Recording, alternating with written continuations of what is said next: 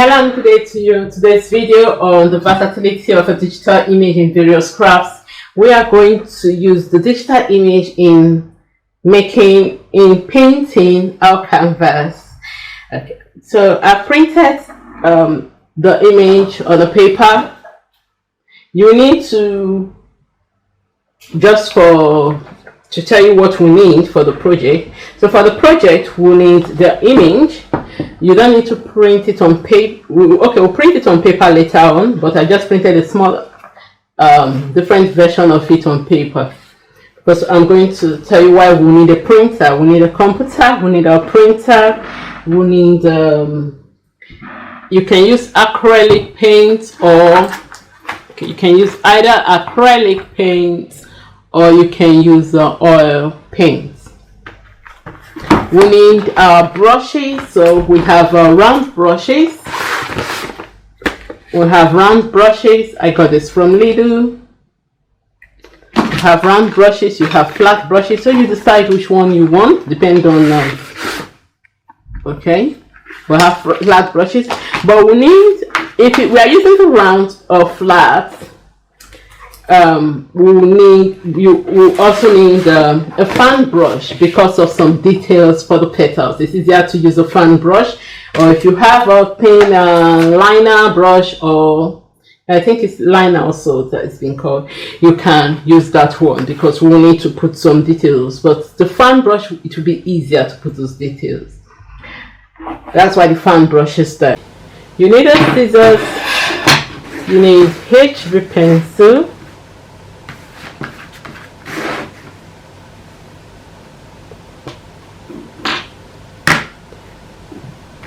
sellotape or low tack tape. This goes with the pencil, and a bowl too. So bowl to show.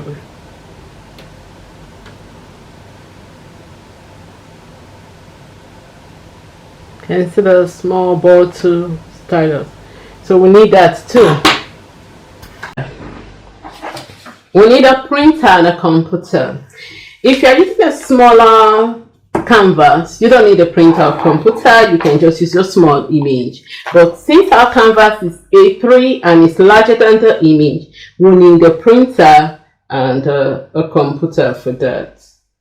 And to do, because we need a printer and a computer to enlarge our image to such so that it's because I want it to be there, I don't want it to be small, and I don't want too much repeat of the image around. That one is here, one is there. If you want that, then you can go with whatever you want to. But for me, I want the image to be a bit large to cover it, and I'll make the like a book. You know, this photographic term that you call bokeh, that is out of focus, does have kind of blurry background. I want the blurry background on the back, and I want my image here. So I'll need to make my printer is A4 now. I have an A4 printer.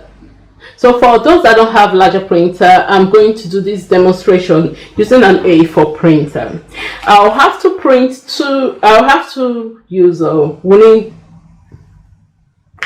because we need to make an image, one large image to fit this A3. For those that don't have a large, that have just A4 printer, I'm going to do this demonstration using an A4 printer. But we'll need to enlarge the image in a software like Affinity, Inkscape, Game, Clip Studio Paint, or any graphic software. Even if you have a Corel Painter, you can enlarge the image in there.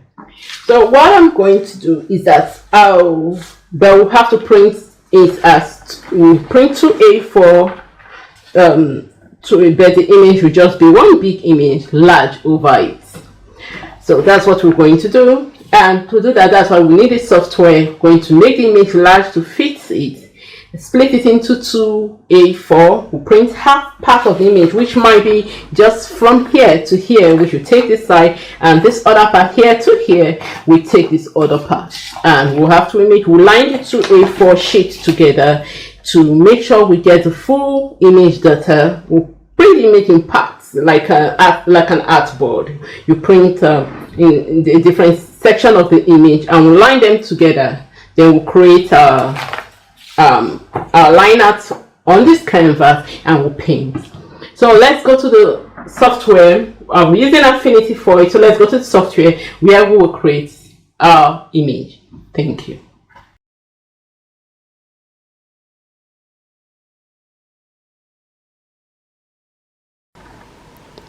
So we are now on the computer screen. I've opened Affinity Designers. I'm going to go into File, Open, to the document folder where and I'll just take the image that I need. Yeah. So I'm going to go to File, New. Then okay, here is I'll just take this custom one that I already have. I don't want to change it now. So then I'll come into File, Document, and change it from there because I don't want to alter this one. I use it most of the time. So I'll just come in and alter it from inside the software. We're taking A3. I'm going to make it in inches or centimeters, anyone, the document unit, and it's going to be landscape, so I won't check the portrait. After that, I'll click OK, and here we have the A3 size so that it fits the canvas we are going to paint on. Come into this, here's our image. I'm just going to click on, make sure it's selected here. I'll click on Edit and copy it, and bring it here and say Edit, Paste. You can see that it's just on one side. So if you divide this you see that we need to divide it into two. If you divide it into two, that's one side is A4 portrait, the other side is A4 portrait, because that's two A4 give us A4 portrait, give us A3 landscape size. Okay. So we need this. Let me duplicate this. On the layer palette here, right click on it and click on duplicate, and turn off the original copy. Just turn the visibility off, and let's work with the copy. I just want to show something. Then I'll click on the upper icon here. We're going to just rotate it clockwise or anti-clockwise, depending on how you want it to be. It's just paper, so we can flip it. But let's just make it right. So I just click on flip vertical to put it in the right format, the upper position, so that it faces up. Alternatively, which is the easiest method here, you can press I don't know, it's a command also in Mac. I don't know what you you press Control key on the keypad on the keyboard, and then just drag with the mouse, and it will resize. All sizes will be resized. This is the easiest way to resize this image. Then we can, if we want to, we can rotate. We just want the image to be in this border. We can rotate the image so that it's because it's, if we are going to paint and want to paint it, like if we want to put it straight, that's fine. But if you want to put it tilt it diagonally, that's fine too. So still click on Control again, and drag using the mouse, drag the edges in, and it will resize all four sides, and you can have a nice I think this one is all right. Okay, so this is what we want. This is the easiest way to do it. Alternatively, you have to go, if you want to, the background is not going to show, but if you want to remove the background, you have to go to click on Pixel Personnel of the Affinity. Then you can take the Float Fill tool, click on Add, and the mode should be Add. You can use Tolerance if you want to, and select the one we just the image, and then you click. You can see it's selecting some part. Then if you click on delete, it will delete the background from it. Then any part that has not been deleted, let me come back, let me say select, go back to select, deselect.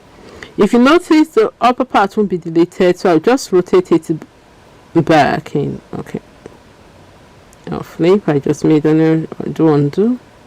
Okay, so if I put it in, let me take let me take a flood fill and create a new pixel layer. I just want to show you how to check if you are using a background image you want to remove. Then take the flood fill tool, create a new pixel layer, and if we click, you will see that we have, these are the edges that were out on the diagonal. So if you want to delete those edges, you can just let me use the color black. That will be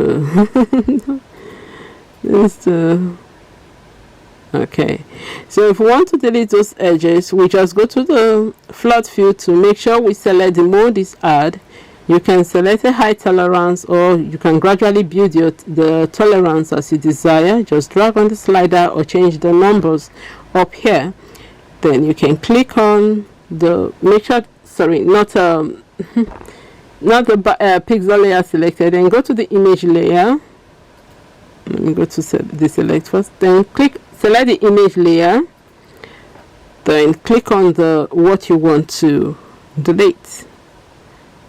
So because we've clicked add here, as we select this other part, is going to add, you will see the selection around it, and this one you can zoom in to select it, but it's not then we'll go to select, deselect again. You can also, just to make it clean, we're just going to select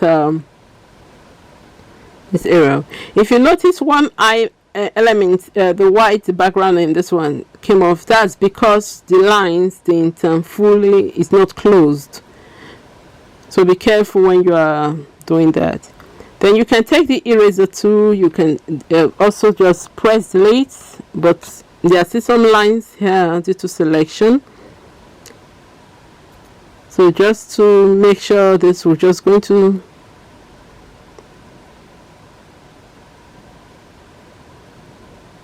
just make sure we don't have any speckles in our work. We're going to make sure we delete those ones. We'll go to add, select, deselect. We'll get the selection brush. We can just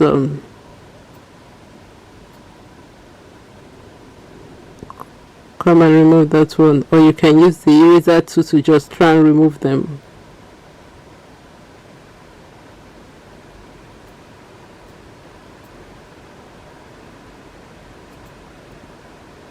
I'm going to put this as snap to edges. Let's see.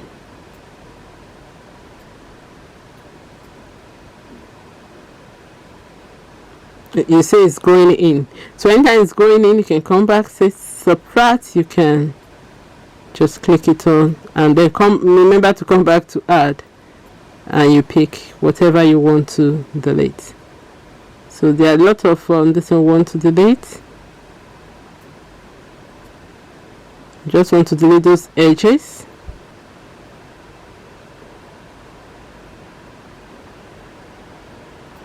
Okay, and so when I click on delete, oh, this one here. So if I click on delete, it's going to delete the edges. So go back to select, deselect, and when you click on this, it should just, we still have some edges here. You can see some speckles. You don't need all the speckles around. That's if you are using any other background, but for this project, since the background is white, we don't need it. So with the brush, I've come in to select, even as it's selected, because we have add here in the mode, I've selected the selection brush, and I'm just going to make sure I go around to make sure I know the part that I don't want in the design. So let's go to this one. You can reduce the size of the brush. Okay. So now we have a perfect selection, no speckles out and everything. So I'm just going to click delete so that it cleans it up for me, and select, deselect. Then we can open it back in Designer Personal and just rotate to diagonally to keep our design intact the way we want it to be. So I just so what we're going to do is we're going to print it in A4. Okay, let's take care of this. Let me say File, New, create a new file. I'm going through this method because of just to how to create A4. So we'll go to custom, we'll go to A4, and this time we'll go to portrait. You can leave the print, since we are not using the print we just want to use it to create the lines that we're going to paint on the canvas. You can leave it at 150, you can leave it, but since the main image is 300, let's just leave it there at that, so we have the size. Or alternatively, you can say document just to note the size, let's say inches, and you note that it is in portrait wise it is 8.268, and in that's by 11.693. So when you come in here, you can create a rectangle of the size. Alternatively, you can just measure. Let me use a different color first, so that and I'm going to reduce the opacity so that we see what we are doing. Okay.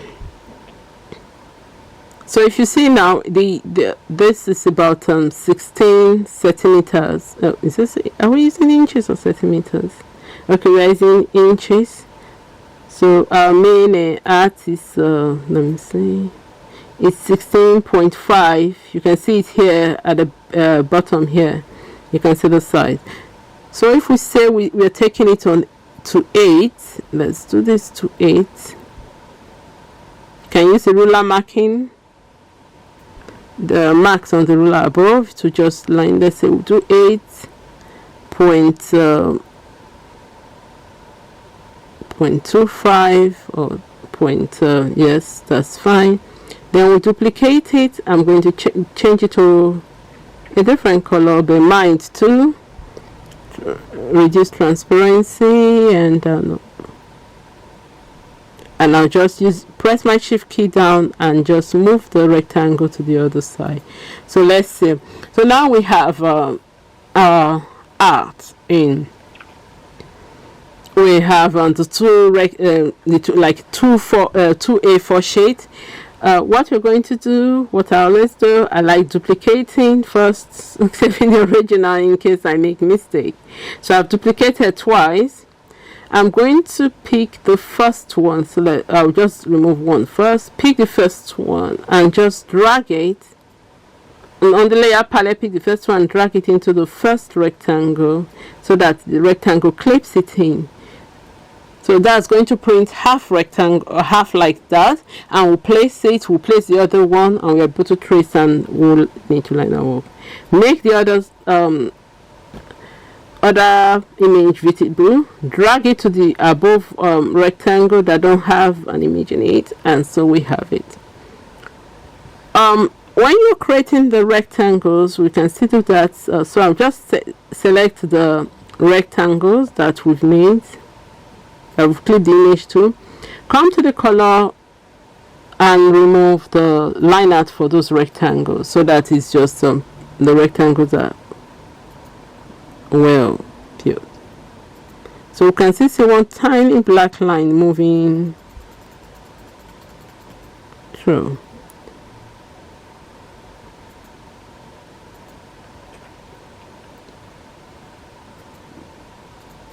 So you can see a tiny black line moving through here. So what I'm going to do, oh sorry. So what we're going to do is just we can remove this one so that you don't extend into it. move it first, adjust the rectangle so that it matches properly into the line. It snaps to edge, the edge of the other one. Want it to snap. So go to our snapping, enable snapping, the screw,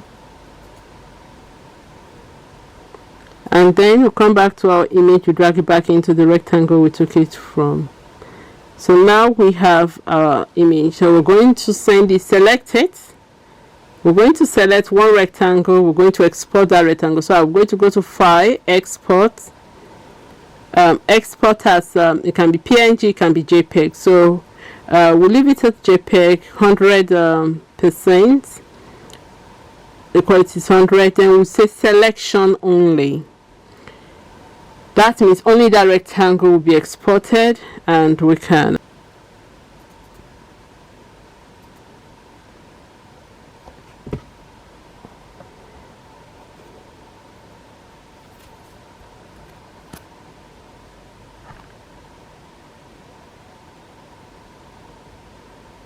so we've opened our file. Click on export. It opened us a file, and I've just created a new folder, and I'm going to call this canvas painting. So open the folder, and I'll say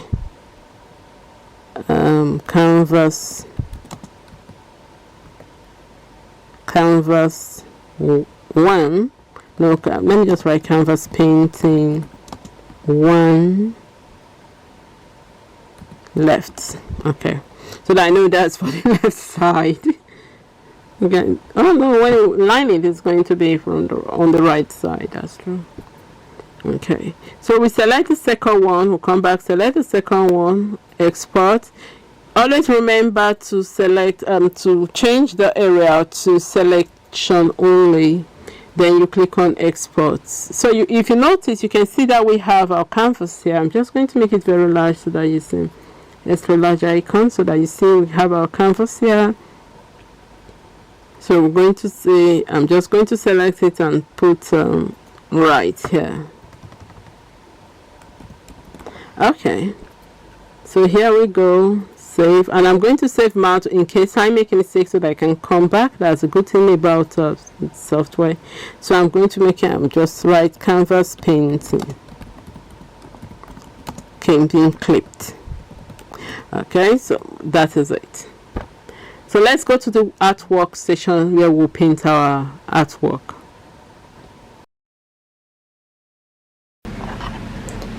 So we are now going to print.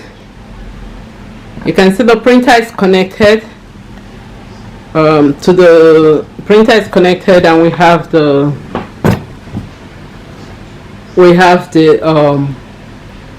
so we are now going to print. We have the printer and we have our laptop connected. What we are going to do now is to click on any of them, just the first one first. I'm just going to print only the first one, then I'll print the second one next. But you can send both of them together. If you see, you can see that we are going to print. This is how it's going to look. So this is how it's going to look when it's printed. We have those lines, and then we'll print the second one, which is this, and it will be background will be white, and then although we're supposed to put the opacity up like that, but I just want to show you how it's going to be. Since the background is not going to matter for the design, it can be, I decided to just leave it so that I show you exactly, so that when you are working, you have a visual of what is going to, how it's supposed to be. Okay, so let's go to print. I'm going to select print here. I will print it on A4. Select our printer. We are not printing landscape, we are printing it in portrait, so I'm going to change it to portrait.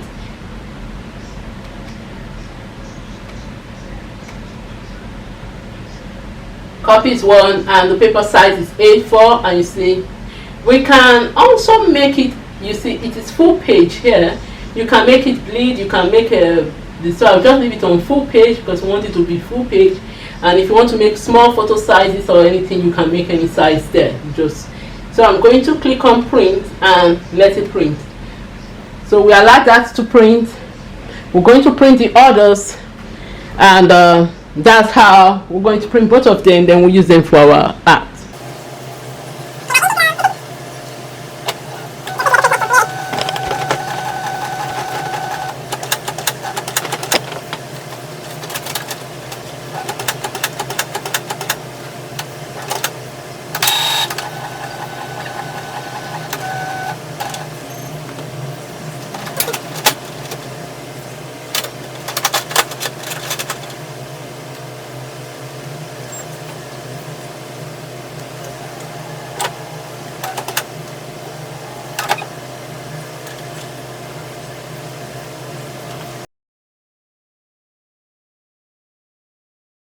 So here's the artwork, and what I'm going to do next is just to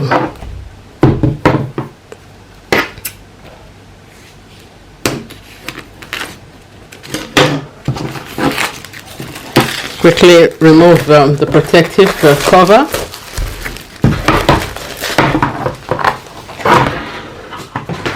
So we have our canvas, and you can see that our art, the digital image which we've printed now, we've worked on and printed, can go well on the canvas. Okay, so before we're going to do anything, if you want to trace it from the back, you can. If you want to trace it from the front, you can. You will need to trace with paper, with a pencil. So I've gotten a pencil and I'm going to trace one after the other. You can darken the lines. We just need lines.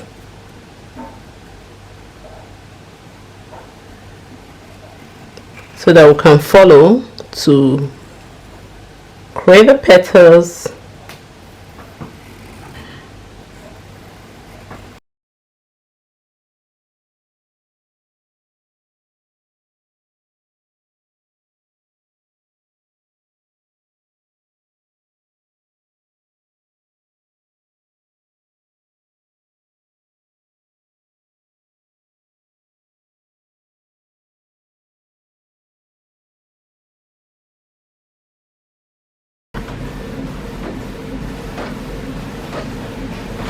Okay, so we're finished, and you can see lineart.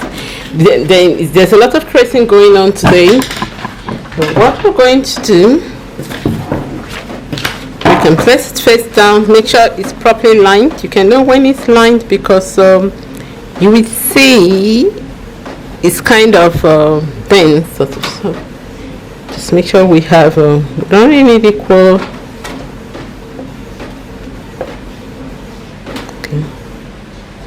So there's another thing I'm going to do. I'm going to take the sellotape.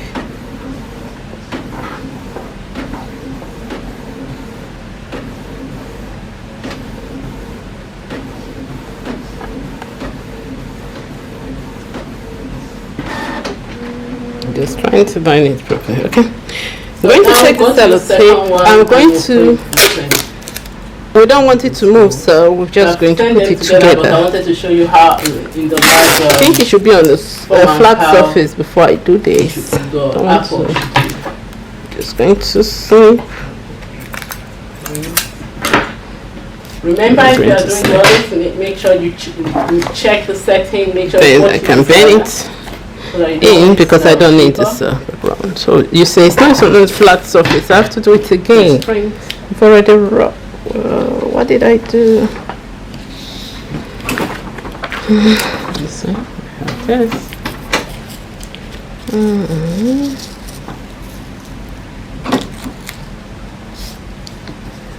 Why the second one is printing?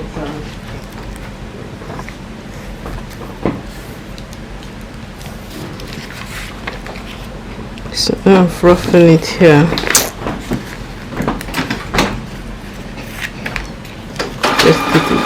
I'm just going to be gentle so that I don't peel everything. I have to be very careful now. Just need them. Now same flat surface and was not doing it. So they are I just made now. Okay. So use a flat surface, and I'm going to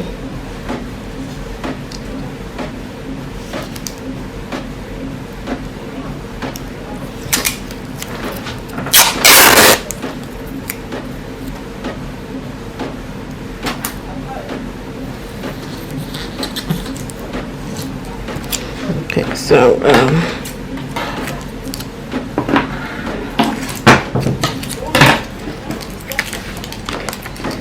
it's flat.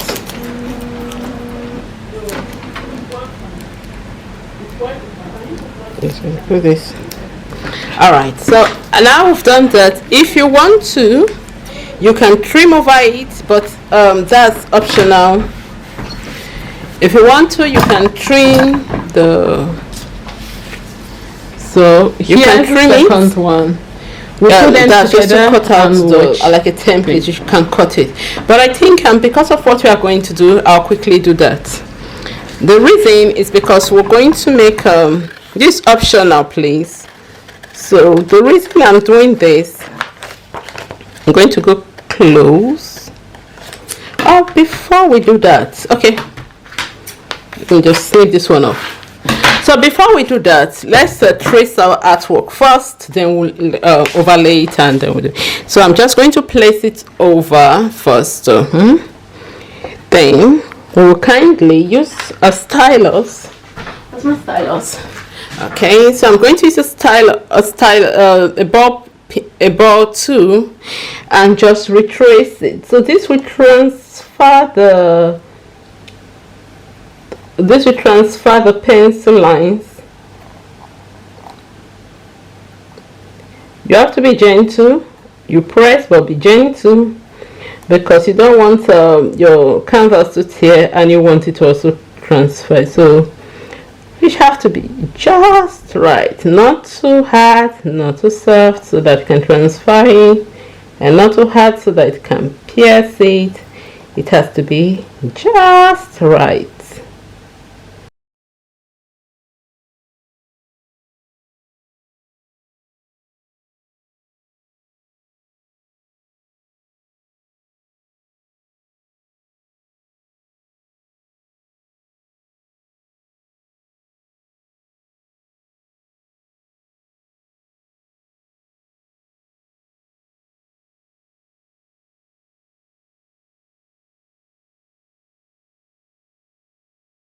Going to see which one appears. Okay, if you don't want, you can also cut with digital cutter and make it as like a stencil. I'll show you one that I did long time. Okay, so we have it's kind of faint, but you can see what we did. All right, so what I'm going to do next, this was what I wanted to do first.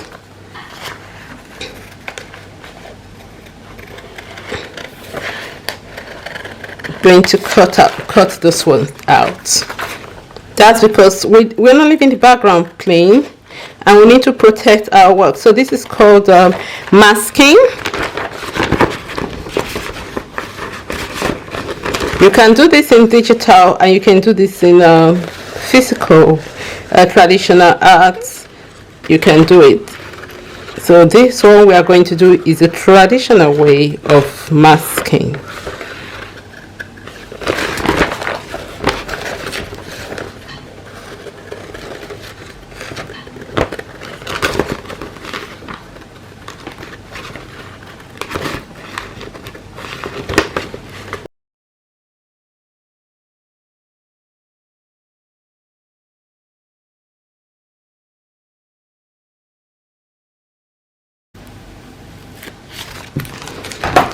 Okay, so we've done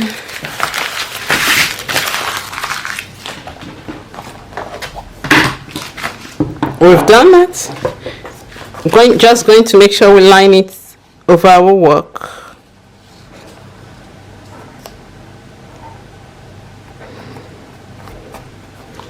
And if a masking tape or a low tack tape, you can use sellotape to and I'm just going to snip a little. So I'm just going to roll it on itself, a large one, just to place it in the middle of the work, the stamens there. Just going to place it there, then we'll cover it. Make sure it lines properly. Oh, it's not lining properly now. Okay, and supposed to pull it up a little so it's to one side of lines. Okay, so what we're going to do is to make sure we have let me get a round brush will do this job for me. I want to staple the borders, the background, so that and protect my work. So this is masking, where you protect your an image from being, especially when you're working over an image, you have to protect the image from having other things over it. So I'm just going to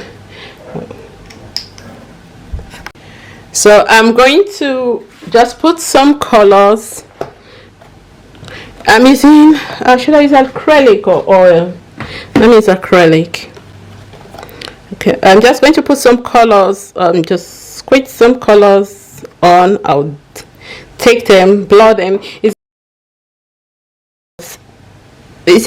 loses focus. That's the background loses focus, and it's blurry, kind of.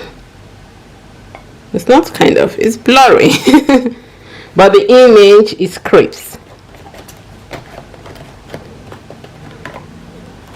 Can make the image crisp, so you can just buzz. So I'm just going to put some of the colors we're going to use, and that's what I'm going to. We need a little bit of for this one. I don't think will I use white. Okay, I'll use white to create the highlights, and also to create to make them pastels, to tone down the saturation or hue of to create lightness for the colors we're going to use. So I'm just putting all of them. I didn't really plan the colors I'm going to use, so I don't use any one. I just play around and see what we can make. Okay, so it's acrylic. I don't really need to paint, so I'm just going to take a blue. This blue I'm going to just use it for the edges, just so dab, just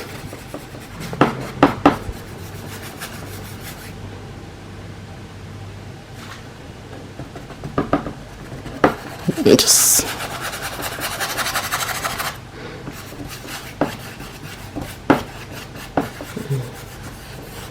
need to protect my table.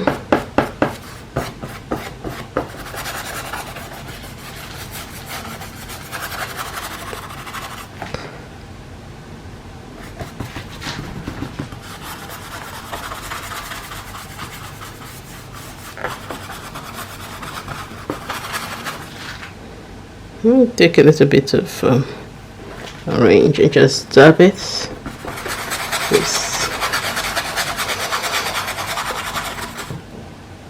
I need to just use that.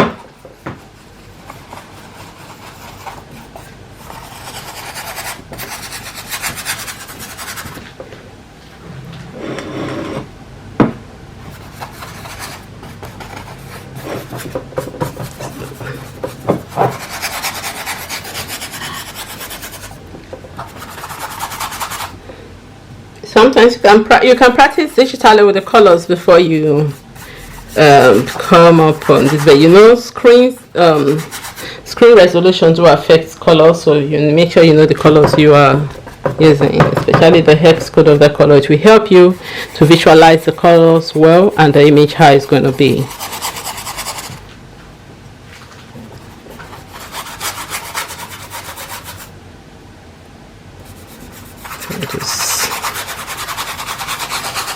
I'm going in a circular motion.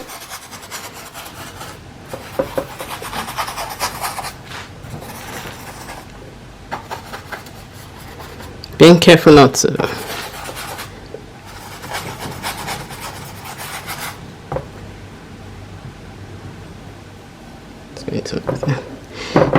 just going to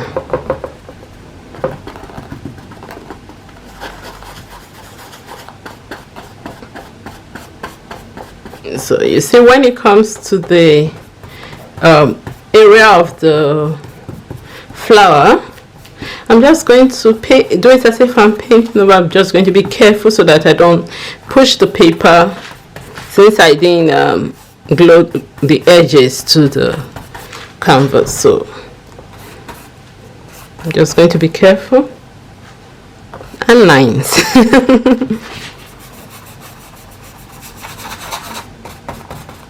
I'm just going to just paint from the paper towards the background. That will help me keep the paper, the mask in place.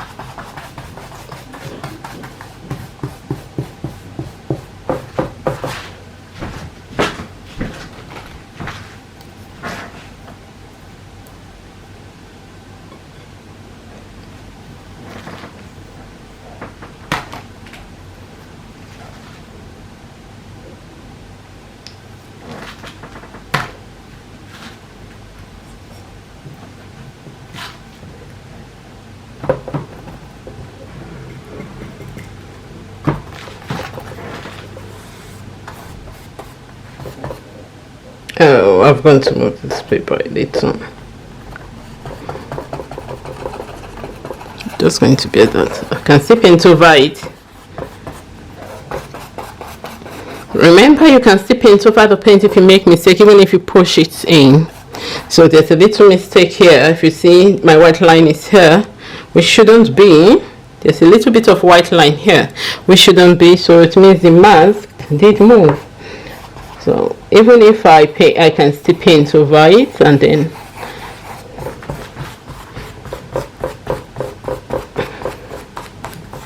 just going to make it right.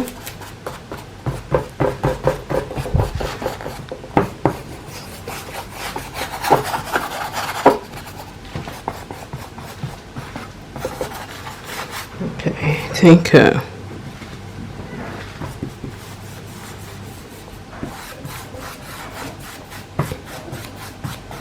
I'm just going to brush the edges.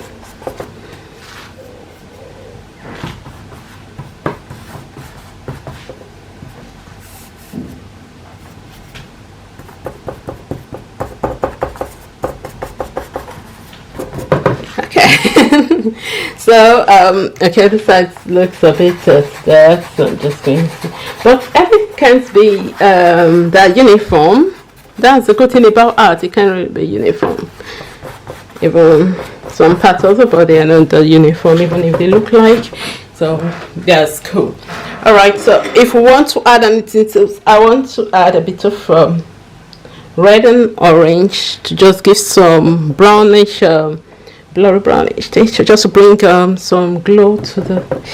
So I'm just going to dab it. I'm still using the same brush, so just going to just put some. As if there's some dirt, so speckles there. So I'm just playing as along, going as along. If you don't turn the right, just forgive me. These are artists. We'll paint over it.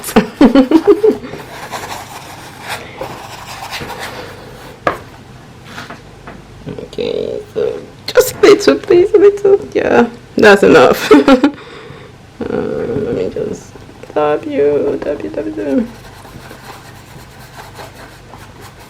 Some people are so talented, they'll be able to create other flowers around, but since you are using just one flower, that's fine. So I'll just go,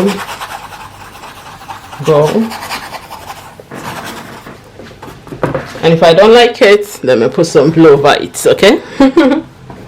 But only that the blue won't be there. This is already mixed. I'm using the same brush, so can just this one is back so far. All right, so let's add this in. If we want to, we can still cover our artwork and paint over it if we want to see the background, if we want to add more to the background. So I'm just going to leave that like so. Okay, if you don't want to paint the flower, you just want to paint and create some kind of nice background bits, try. So this, I'll do those digitally so that you see them, you can create, and the background, the flower is going to be white. So we need to scribble. Okay, let me find another brush. Let me hint on what do you do first. Okay, I want to put a little bit of glowing yellow to top. Because of the blue, it's going greenish. Blue and yellow makes green. So I'm just going to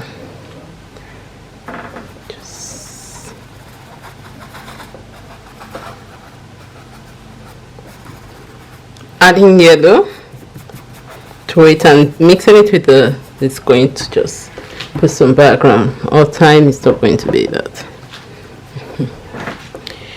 Okay, so now I'm going to take, we've made brown with the blues and the red and the yellow. So we're going to take our, so if you want to leave it like that, you want to outline only this and just leave it. That's still an art. What we're going to do, let's start finding all my brushes. Yeah, you are.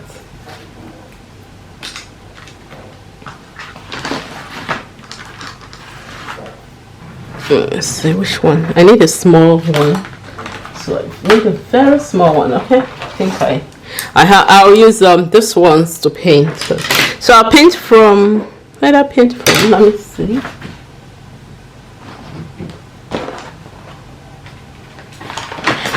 Okay, I'll paint the center. I'll paint the outside and I'll paint the center first. So let's paint the leaves. The leaves are quite large. So let me get something that can paint the leaf with. Okay, so I'll be using the green color for the leaves, the two green, the bluish green and the normal foliage green. So one side I'll use that for it. Just going to outline it so that I don't go into the other one.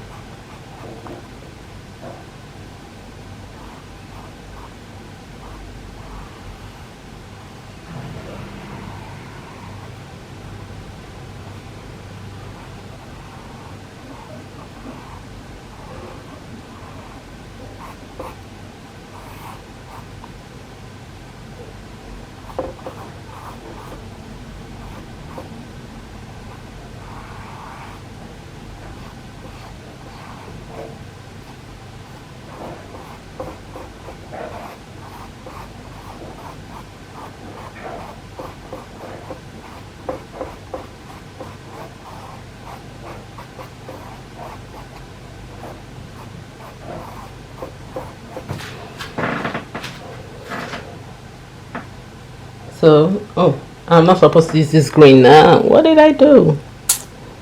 Okay, just use this other one first.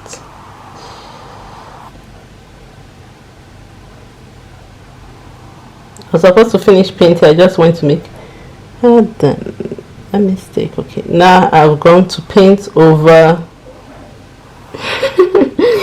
I'm just making mistakes. I've gone to paint over the petal here. I need to rectify that one.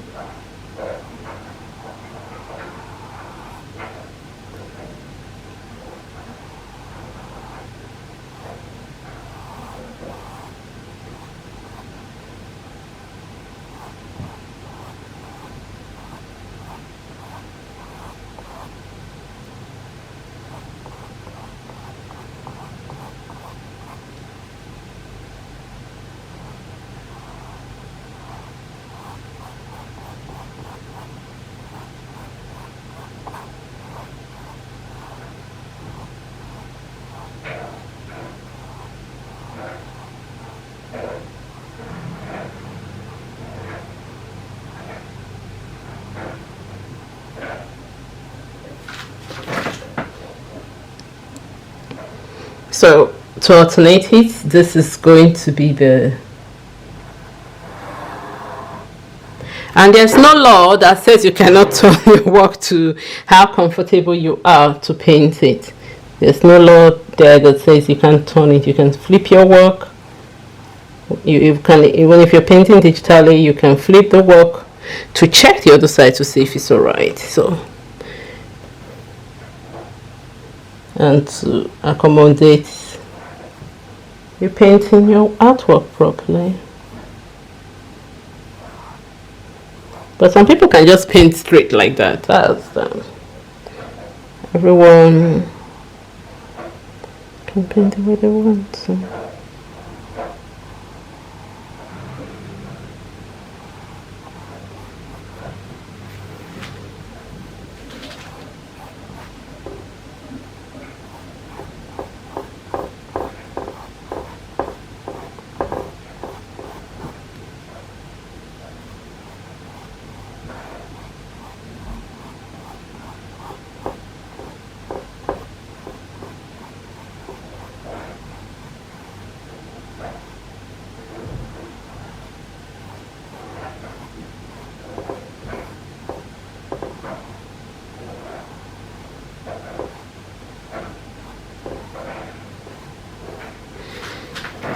Okay, so we now need to paint this other one. Then we'll start mixing the grain to create dimension later on, after we finish blocking our colors. I want us to block first.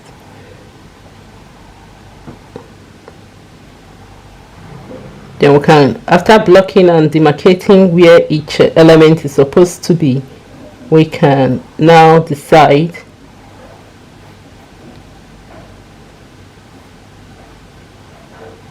we can now go over it again and start creating dimensions if we want dimensions. And then, but me, I want dimensions. I don't want the painting to be that flat, so I want dimensions. We're going to put veins.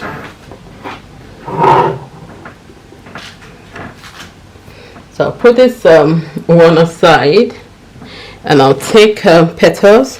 I'm going to make the some part of this. Okay, I'm going. I don't. What do I do? Okay, do I begin peachy? Okay, come here. So next one I'm going to do, is outer petals. And, since I don't need to, I'm not one that lies my hand over artwork line, so I can. My brush is a bit long, so I can do some details without resting my hands on it. So I'm going to take a darker red to do the inner part of the petals, to create a darker shade there. So I'm just going to put it in. Just going to put this one.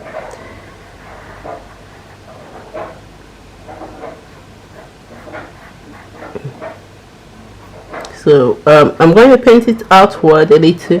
That's because I need to create a depth of the flower. So I'll do the same for this one. Just trying to find the outline. It's kind of faint, so I have to find the outline. Just going to brush it a bit out so that it gives that notion of petals, the veins of the petals. Oh, I've gone to put my hand there, so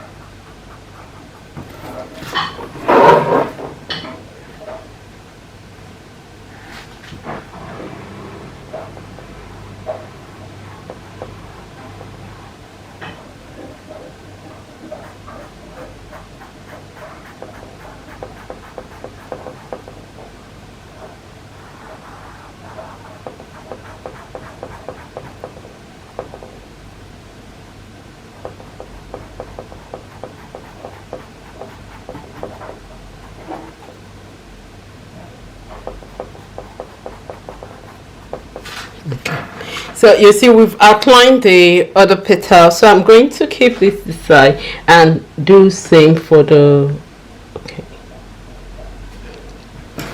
smaller petal. So I'm going to like this I'm going to use the orange. I'm going to make it a bit light, so I'll take a little bit of yellow and I'll mix it so that it's a bit yellowish orange, not to a brighter shade of orange than the dark one we have. It's a bit, so I'm just going to use it towards the stamen just to push out and create the same depth, the same darker depth we want to.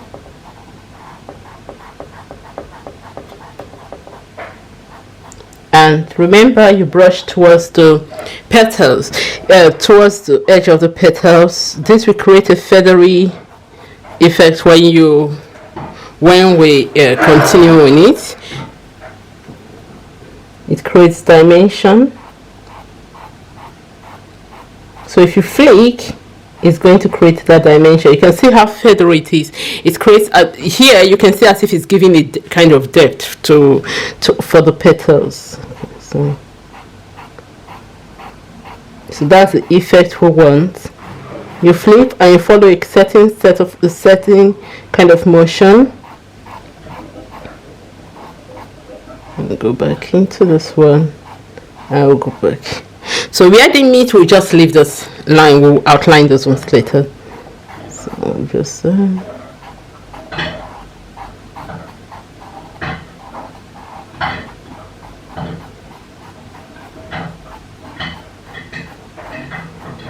we'll still go over the red to give that flicking effect, because then we'll flick back in. We'll continue in search until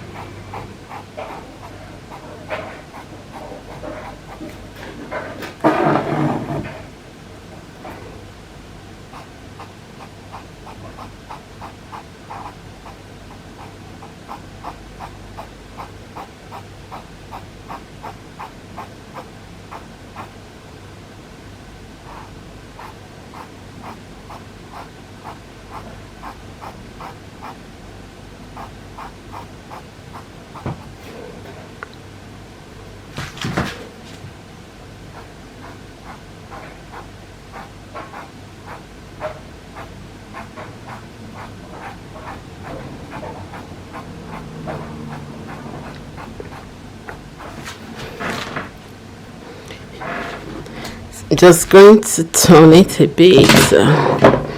So you can turn your work so that you have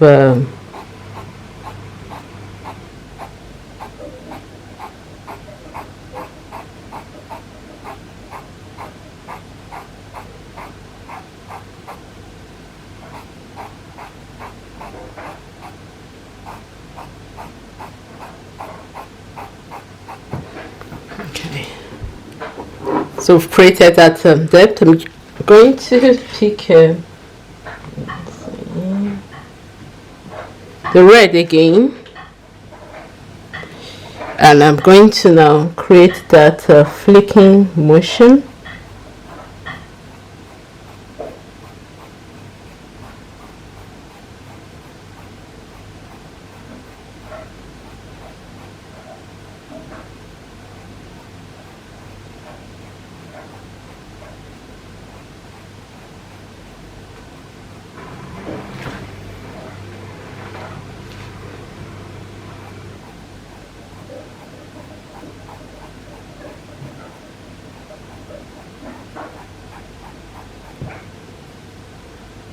I'm still using the flat brush, but a smaller one, so that I can get into some detailed area.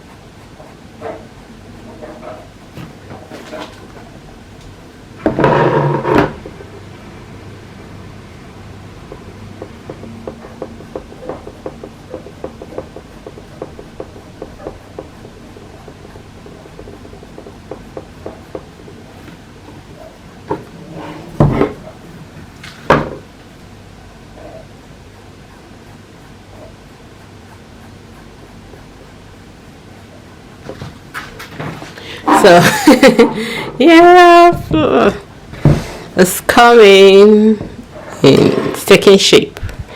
Okay, so I'll stay in that place. I need to let me. Okay, I think this is manageable. So you see, your flower is taking shape.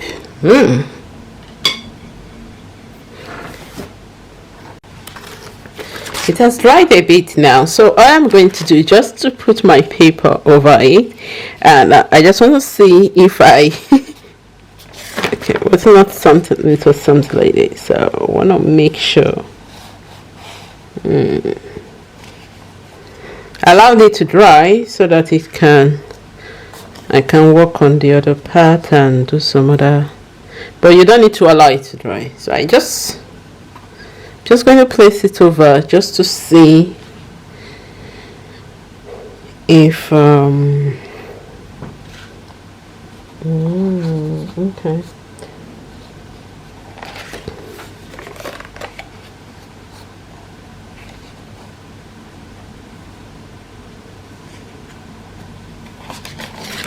Okay, so it's supposed to curve in here like so, and it's supposed to curve in here like so.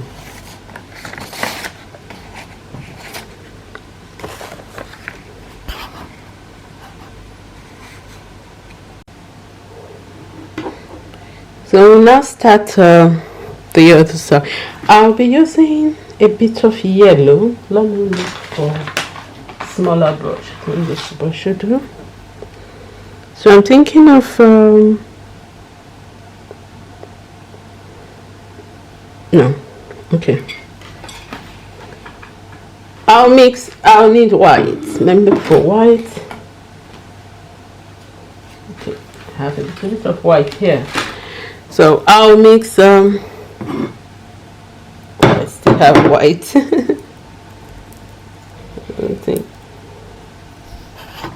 So I've added white to the color palette. I'm going to mix orange. That's I don't know which one I should mix now. Let me use another brush to mix in case it don't turn out right. So I can, okay, so I'm going to pick I'll just mix into this orange, pick a bit of yellow from the side and mix it. You get a kind of yellowish orange. So, forgot to cover my paint with cling film.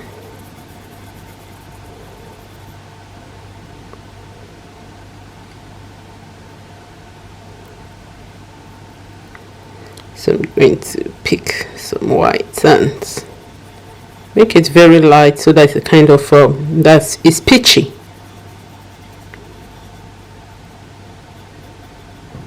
You see, still. So I'm just going to pick the full white.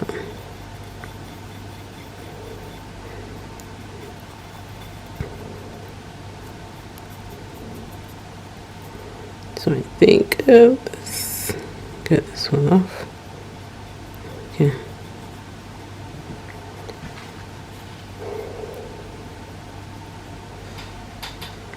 So we have lighter. So I'm just going to put that from and take it through. Let me do the edges first.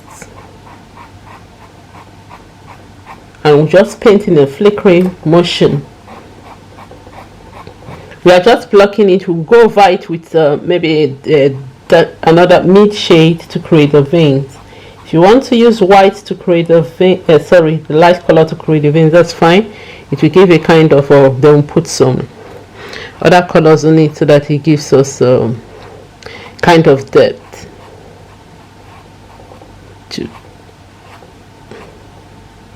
So if you notice, I'm flickering it towards myself. I'm flickering towards myself so that it creates that petal dimension. You can see it's as if the petal coming out, it's folding over. So that's what we want. And with that, you need to, most of the time, you need to rotate your canvas towards yourself, so it's not just applying this. We'll put the dimension of the petals, so we just wanting to just do some block colors.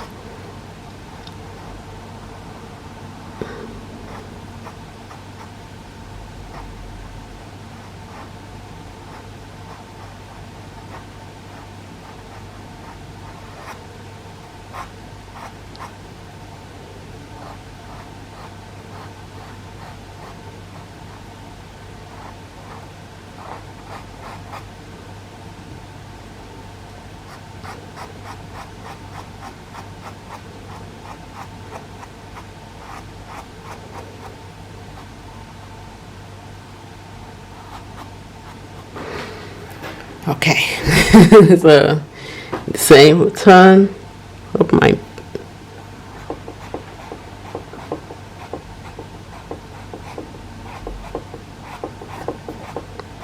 remember it's in the feathering motion. I'm still using the flat brush because I'm just blocking it. Then we'll use a fan brush to create the petal, the veins of the petals.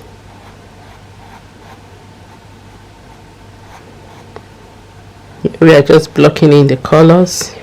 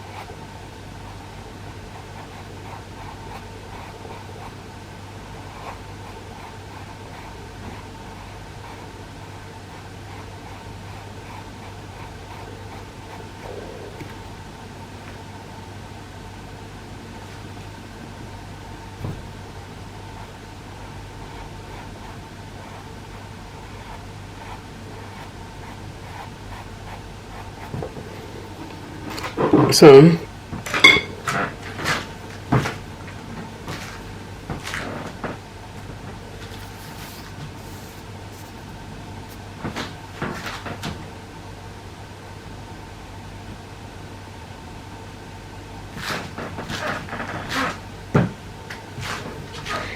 okay, I'll do the stamens last because we need to do some flickering. So I'm thinking of let's finish the. Let me get. Still need to do the leaves, but let's just finish the petals. I'm just going to continue the petals. So, okay, for the petals, I'm going to mix. I'm going to take this color, this white here, and just mix a bit of red into it. We add a bit of yellow into it. Bit of red again. Then let me come for this one. Let me see what it will give me.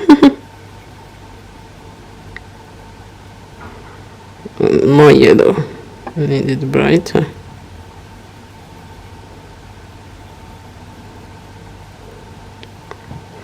Let's see. Okay, that's cool. So I'm going to use that to lock in.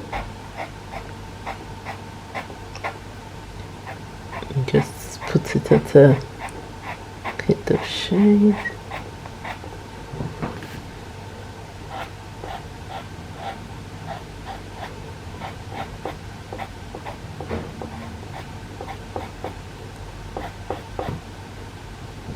I'm just going to use that. So I'm using that color to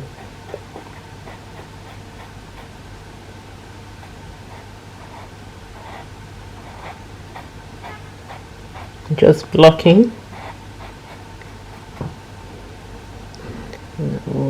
So it has to come like so.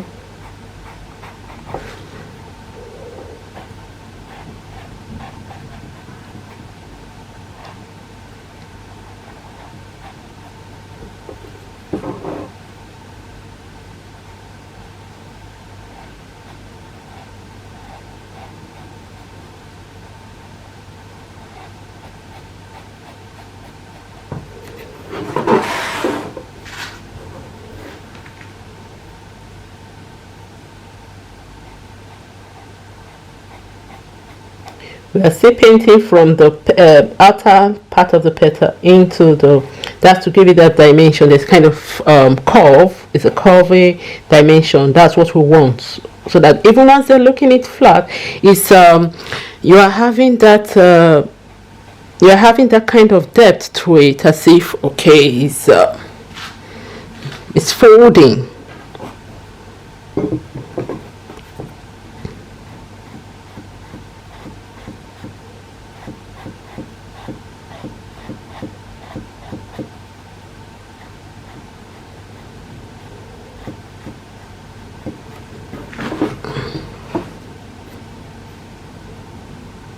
Okay, I think just want to make sure I'm doing the right fold here.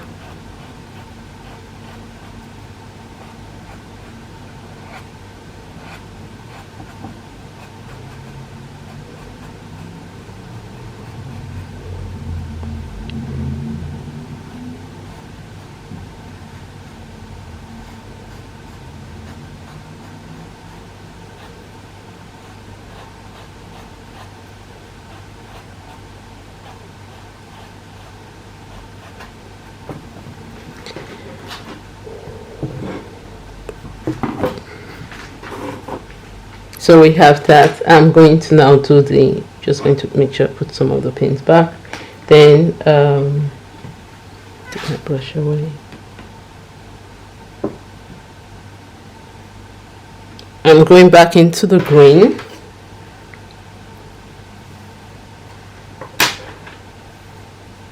So I'm going to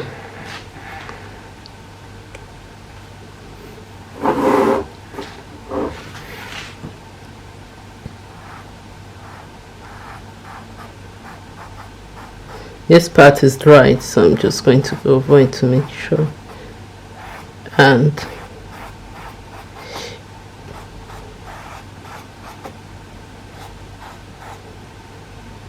this one is supposed to be somewhere here. Why this one is supposed to be before the overlay? So I'm just going to go.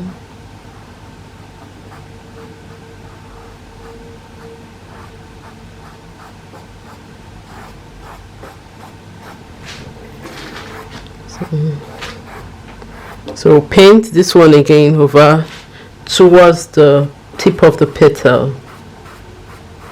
Sorry, towards the tip of the leaf, the apex of the leaf.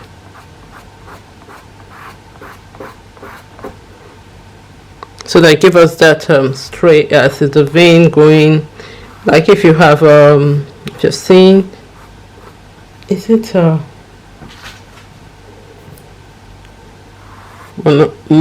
monocotyledon plant like maize?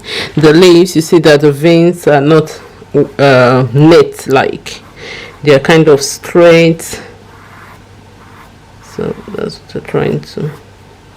We'll still make our net like we want to, but just I'm going to cover this one up a bit dark and beauty layer here.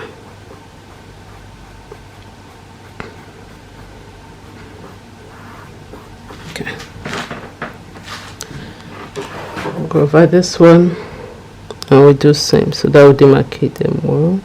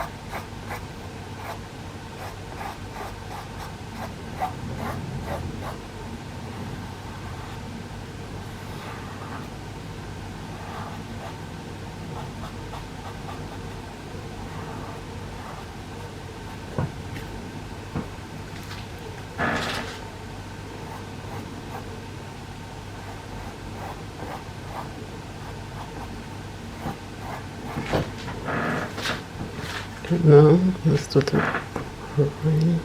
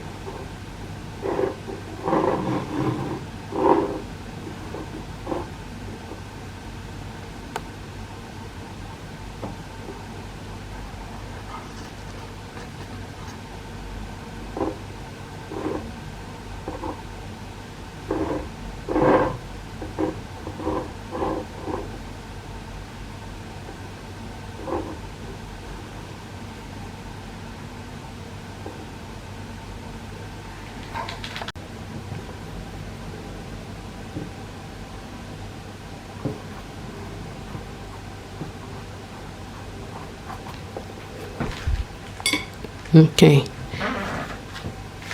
so it's blocked, and if we want to we can just do the blue now, but we can do the blue now, but I don't want to do the blue. The blue is going to be last because it's time to cover the middle, and we need to think of what we're going to use for our other colors.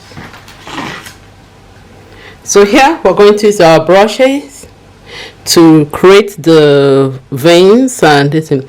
Sometimes you can use because it's, you can use a lighter shade than this. It will be as if when light is hitting on something, on an object, if you look at the leaves, it's going to create that kind of depth. In digital art, if you use white, it will be as if it's giving that fold of the leaf. It will create or you blur that part a little and make it lighter. It will give you the shape. But first, we need to put our veins. So you can use any dark shade, you can use any light shade to create your veins. So for this one, you can, flowers are. So we're going to think of a color that we're going to use. In the meantime, I'll just put my brush and think of colors that I'm going to use to create the veins for this. To create the veins for this, the vein, apart from the normal indication lines, and which is going to be a darker shade to create the lines first, I'm going to think of another color to use. So I'm thinking of a berry. For this, I'll be using the lighter shade of like a mint shade of this bluish green or sea green, and for this foliage green, I'm going to use a lighter shade like a spearmint. The other one, this the burgundy, darker red with the outer layer of petal. This one I'm going to use a very light peach. I'm going to use a kind of whitish orange or whitish peach to create that one. Then this other one, I'm just thinking what we're going to use. So while we think of the colors, I'm going to take a look at my colors and decide what to use. So I've just gone closer so I'm going to put white, and with our brush we're just going to tip at the ends so that we create this. We just use white for this outer petal, so I'm just going to go and brush towards. Oh, I think it's kind of, I need a smaller brush. Where's my small font brush here? Okay.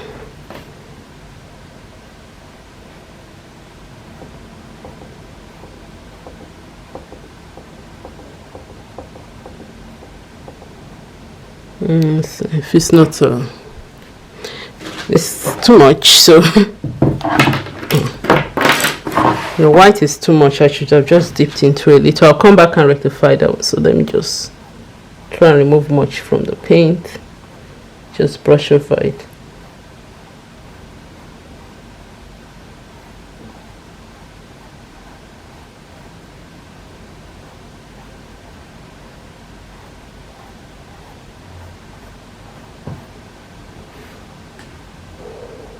So we need to brush it from the inner part out, just like that, just little dab on this side. I think this brush is too dense for that, so let me get a smaller brush. You just need a little. I made a mistake by dipping it too much, just a little, just as if there's nothing there. So we just need that to brush. Okay, yes, this one is perfect. I used the wrong brush before, but I'm going to rectify those ones. So you see, you just need that there. It is as if it's little or nothing. So we just create that. You now see. I don't know if you can see it, but so I'm just going to come back here and come and work on this one's back because I used too much there. So we go again, we take very little, just as if barely touching it, something like that. So we see barely touching it, and we come in and create it. You don't use all the side of the brush so that you can use one other side when you finish, that you don't have too much of it there. So I'm just going to, then we can use the, after brushing, we can now come back again to smoothen it out. We'll brush it outwards again, so that where we started from, we try and smoothen that part out. So like all these parts.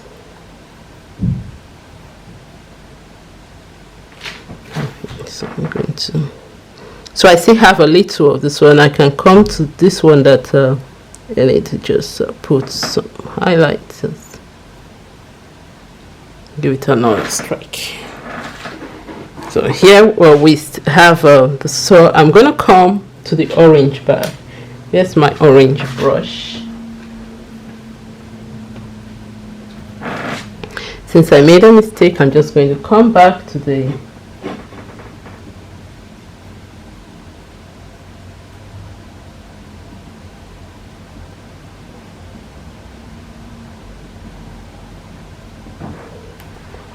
just going to try brush some orange over it.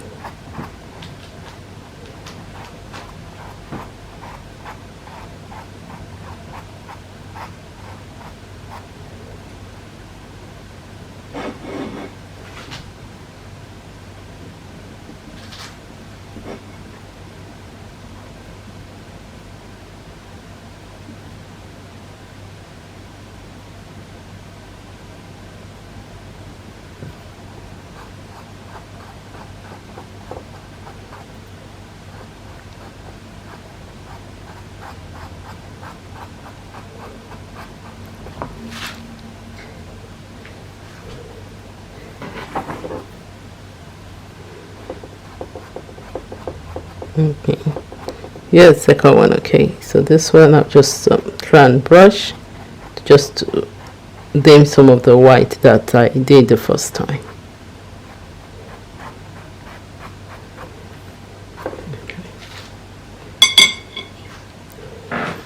So we've done that. We need to do the second side. So this other one, we're not going to use, we're going to use something mid orange for the middle part. We just brush it in. We're not going to even use white because we already have, we can use white to do a little of the edges of the, but we don't need to do white again. So I'm just going to mix like we have this dark shade of orange. Let's see. Okay, let me see if I mix it. I just want to see how it's going to be. It's going to be dark too.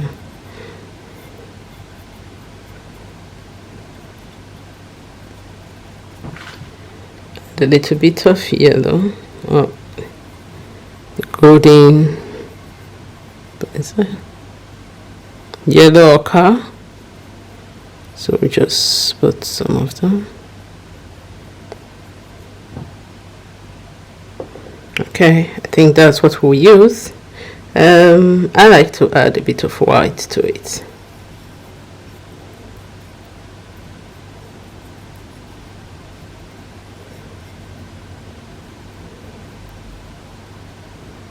To brighten it. So I'm just going to see. Okay, that is cool. So okay, so this is the color. We've mixed the darker shade of red, the burnt orange, yellow ochre, and a little bit of white, so that we can get this color. And with brush, we're going to just fan brush. I'm going to dip in, just dip in, and I'm going to create. So you see, just thin. I still allow the white. I'm using you know, the first brush I used made clean. Just going to follow it, and I'm going to paint it out just gently, one petal then the other. So you brush it out to create that dimension, that as the petal is opening, create a fold of the petal.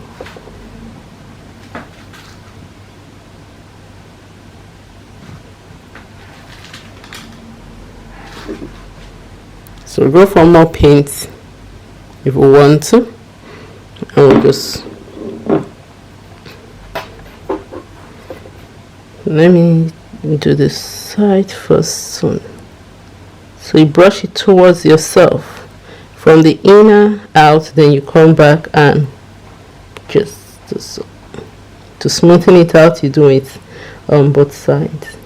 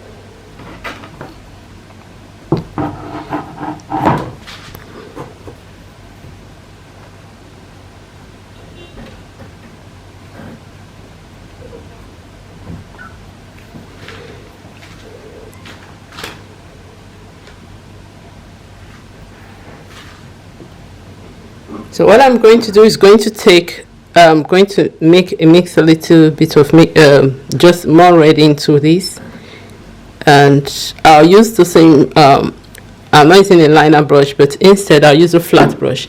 Then I'll go to the edge of the where the other petal is. I'm just going to put in there. I'm just going to make it darker there so that it gives that dimension there.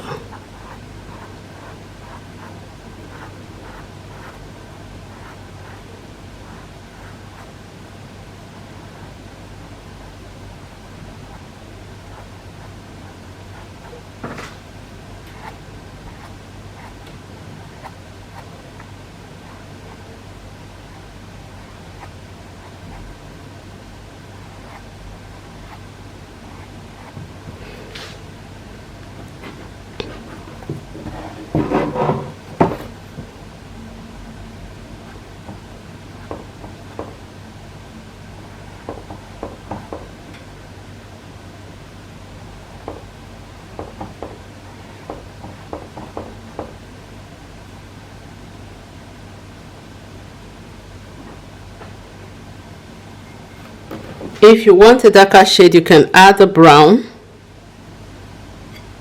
You can add brown to it. If you want it darker, you can add brown to it, or you can add black to it.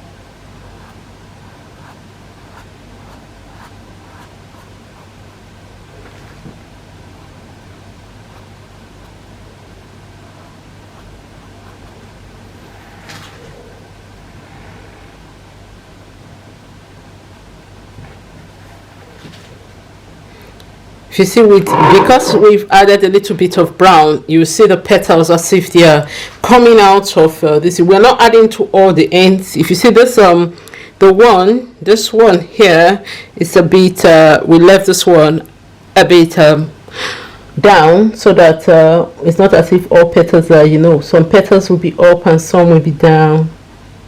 So now it's as if it's coming out. So we're going to, while we use white to bring this upper petal out, to make it pop out, we are using the dark shade to make this other petal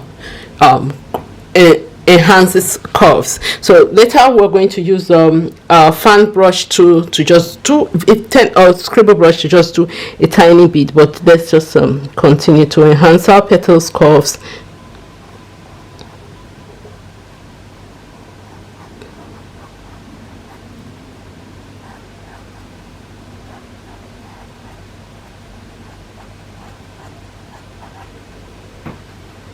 You have to know when to stop.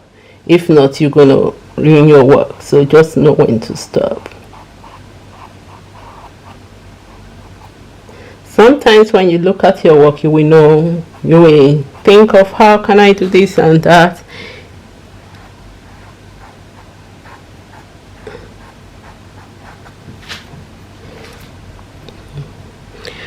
So since we've created the depth that we need, let me do this one closer, because they're closer to the limbs. They need to appear as if there's a shade there to create a shade.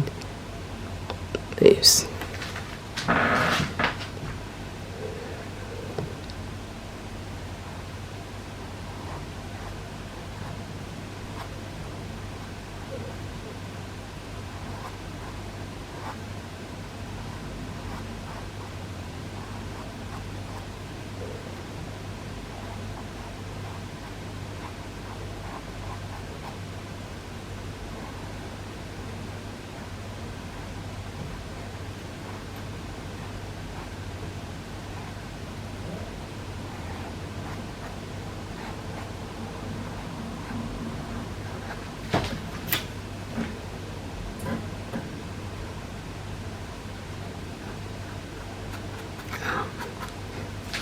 Okay. I just want to take a look at this petal because it's a little too big. So I'm just going to check if you see. Okay. No. I don't think that is it. Let me see. Just want to make sure.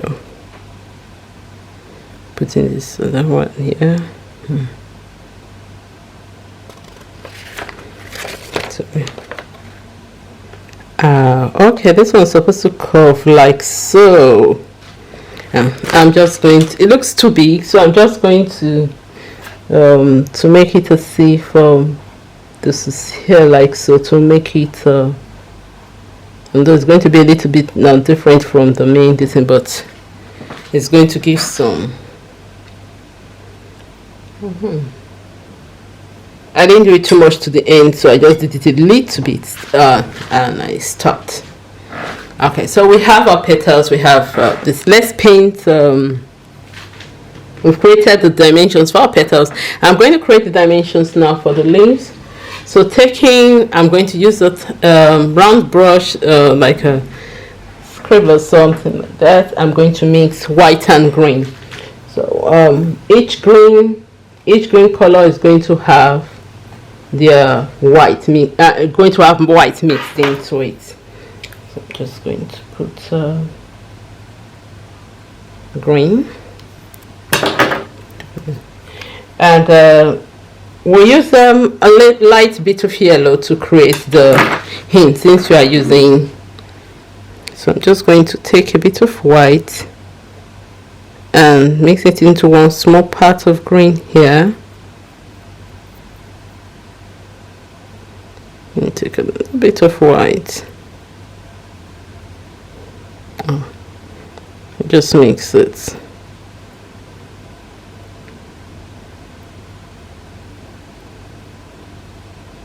So now we have which of the green is it? Okay, that's this one. So I'm just going to try and see if it's going to.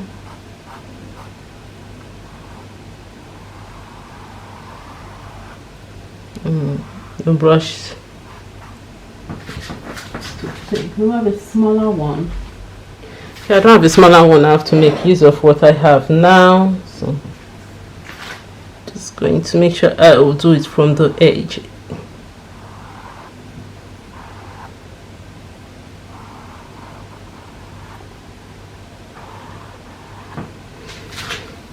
Okay, so I've brought that one out. So need to do the second one. You don't need to mix too much. So how little I mix, but if you believe that you're going to make you see I'm not packing paint into the artwork. There's no blob of paint. It's very it's flat. I make sure it's as if it's printed. That's what I'm trying to make. You're not having lumps of paint in the work. So just going to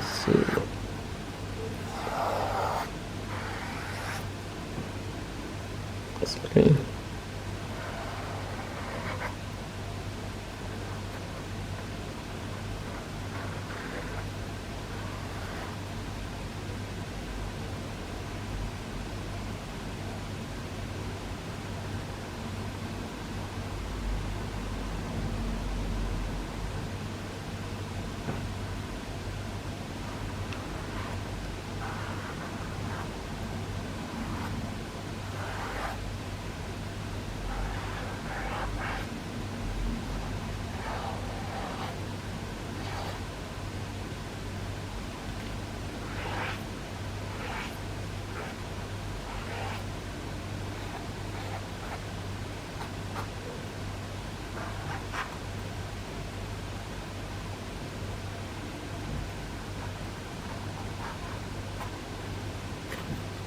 So I didn't know you're wearing same. I was working on this color here. Just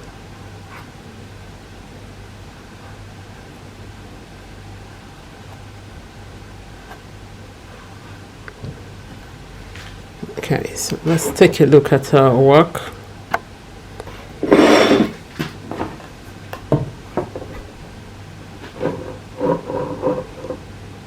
So when I paint, sometimes I step back, I take a look. How am I coming up? Do I need to change anything?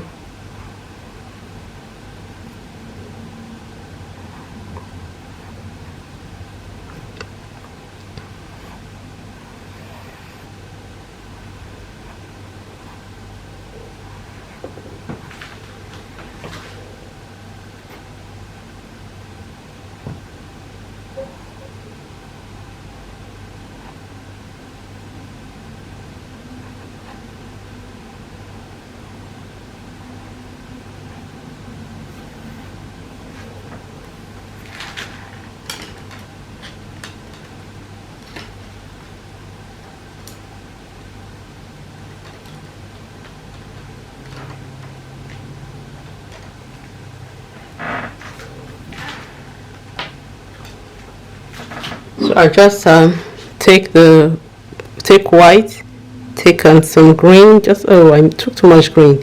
So going to just mix it in here. I have to add a lot of white.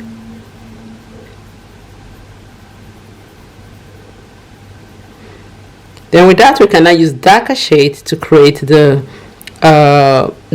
veins and the dimensions for the leaves.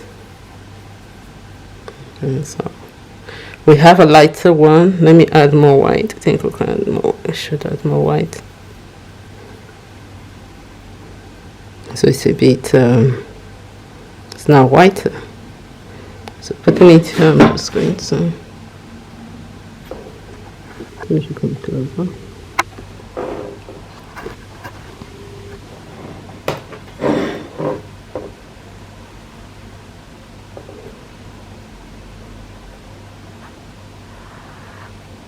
The vein also applies to the same way you paint the petals. The curves, you have to follow the curves, and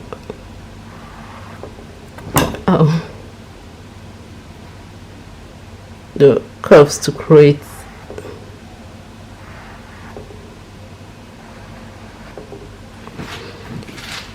It also applies because it gives the curves the it gives that dimension or curves that the dimension which are curves on the leaves that makes them be as if they are bending. So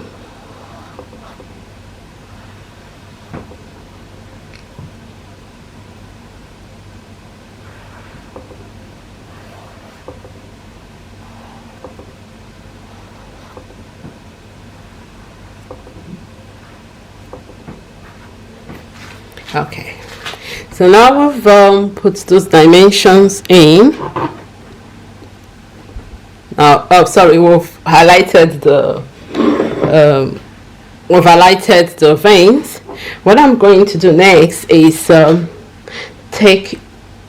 will use brown. I can use brown, I can use black to just create a bit of darkness. So we use black. We can add black to our colors here so that we can create a darker shade. But you don't really necessarily need to use black, except you want it very dark. So you can use a bit of brown to do that.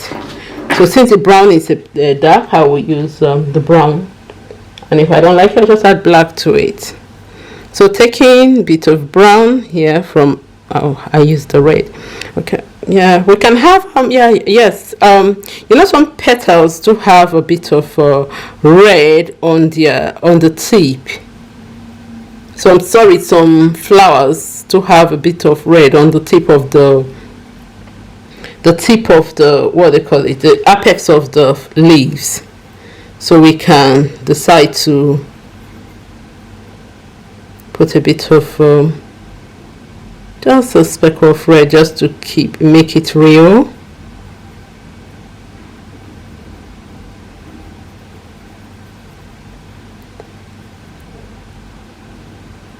Let me try this.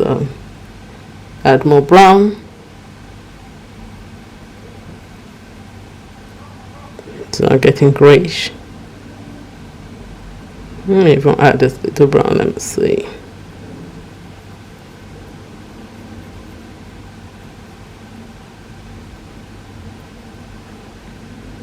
Okay. Wow, cool. That's a nice one.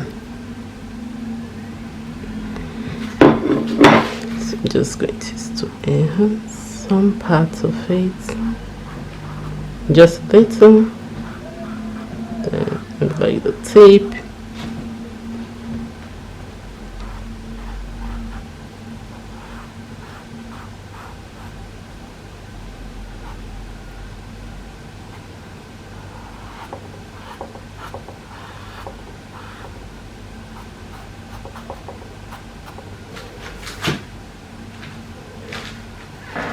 So I'll do the other one. I'm using this dark this in where the petals overlap, just to make the other one pop up from the bottom one. So here, this one is going to be the one to pop above the bottom one.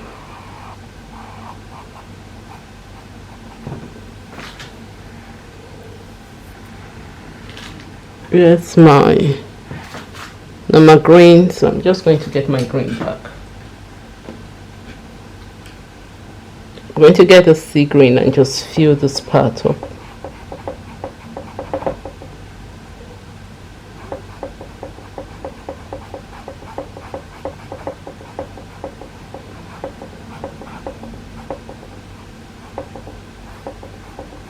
And follow the brush stroke so that it's part of the work.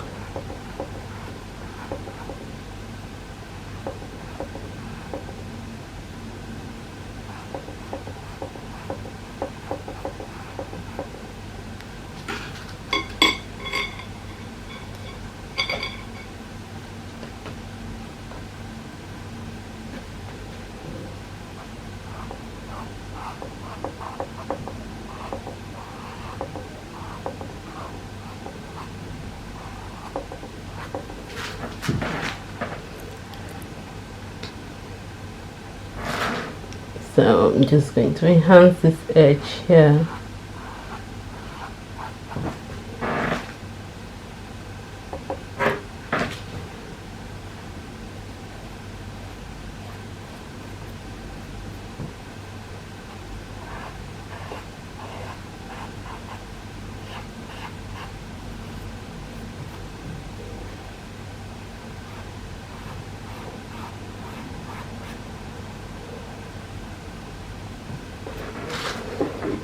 I'm still using the brush. There's a little bit of red on the brush, so I'm using the same brush, and I'm going to add a bit of brown to the green to brown. To the green, and there's a bit of red to the brown. So I'm taking the other foliage green and I'm using it with brown with a bit of dark red on the brush, all mixed together to give me a darker shade. And I'm going to use it for this. Oh, I'm using the wrong side, sorry. Should use it for here.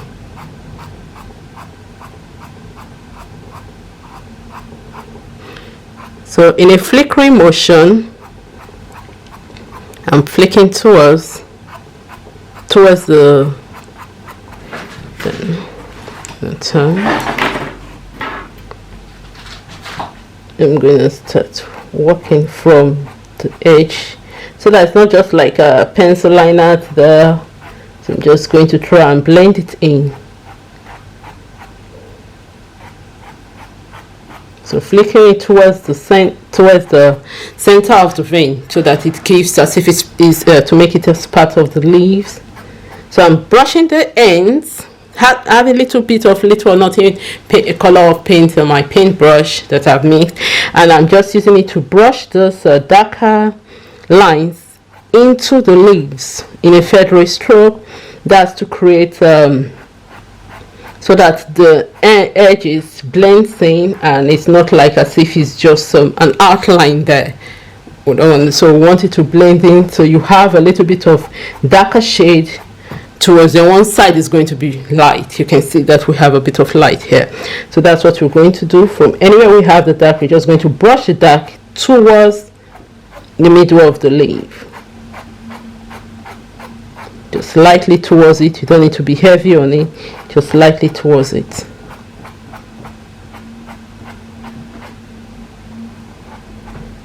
Then I think I have a little bit of white speck here, so I'm just going to cover this one.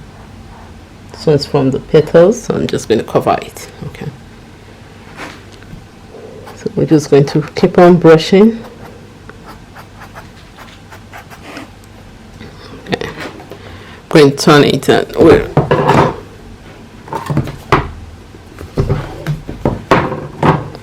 so I'm going to turn it and we'll work on the other side. If you take a look at this particular one we worked on just now before I turned it, you can see that this leaf is different from this other one, this other three we've not worked on. This leaf looks kind of real, while these other ones just look flat there and as if, oh, what's happening in here? Okay, so I'm going to now start working on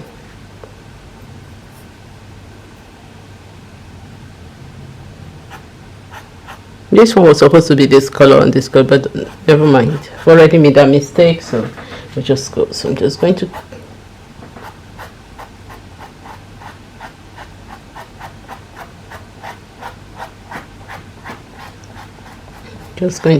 color blend it in. We are not putting too much on our brush because we don't want to smudge our work with a darker shade of color. We are putting little and we'll brush it in. We'll make sure we feed that part at the and in a feathery stroke, just feathery stroke. We'll blend everything in, then we can take more to get colors from work. So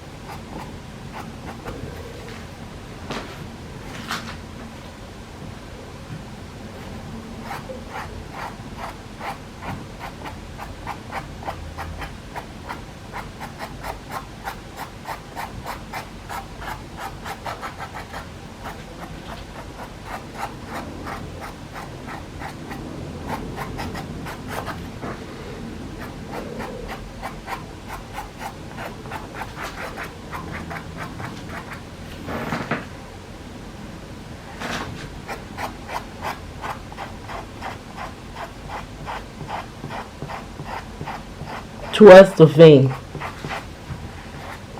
You have to brush everything towards the vein.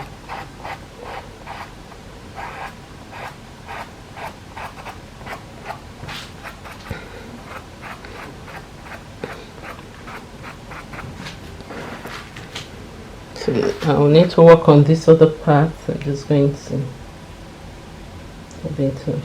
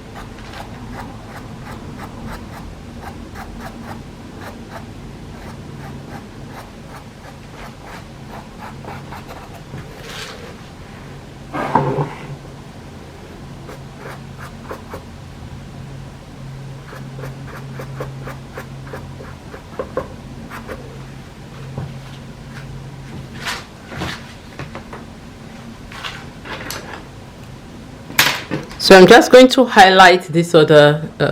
Okay, I've not done that petal. That's, oh sorry, this flower here. So this leaf here.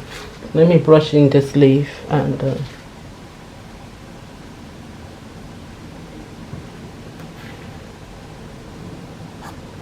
I'm just going to brush just thin ones towards the vein, towards the midrib of the towards the midrib of the flower, of the petals, sorry, of the leaf, towards the midrib.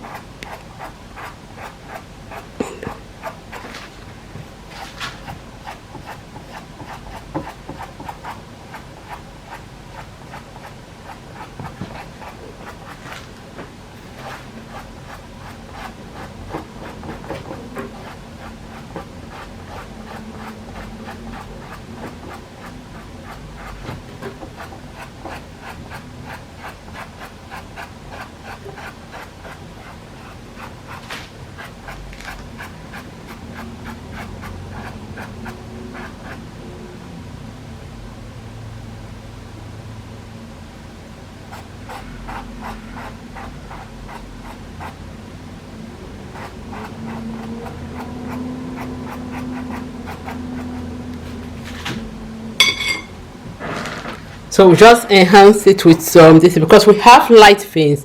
We need darker this in between the veins to make them well. So I'm just going to, any of them that I've painted over. I think I saw one that I really painted over, so I'm just going to pick and I'm going to paint. I'm going to use the lighter shade, and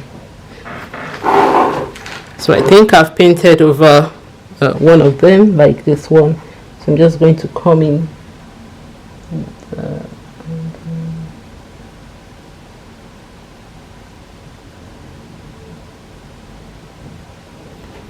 just going to come in here and just make sure.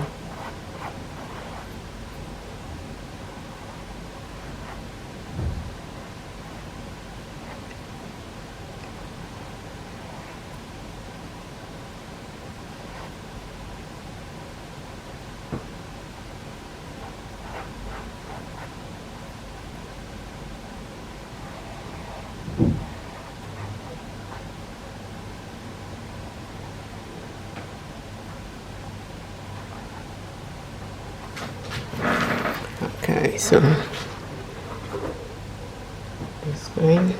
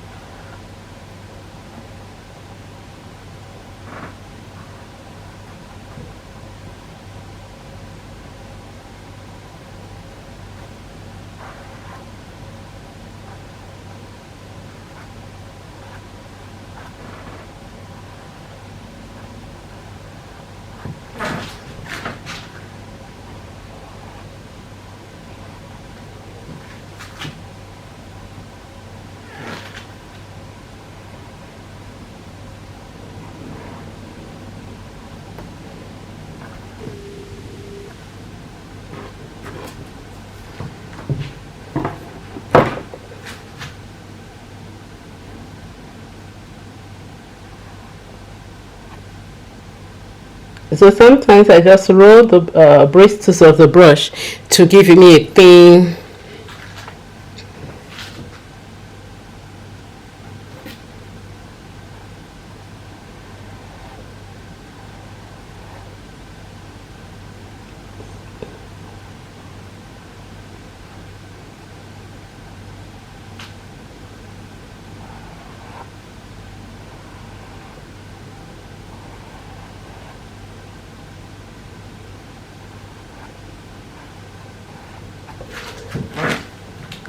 I think that's yeah.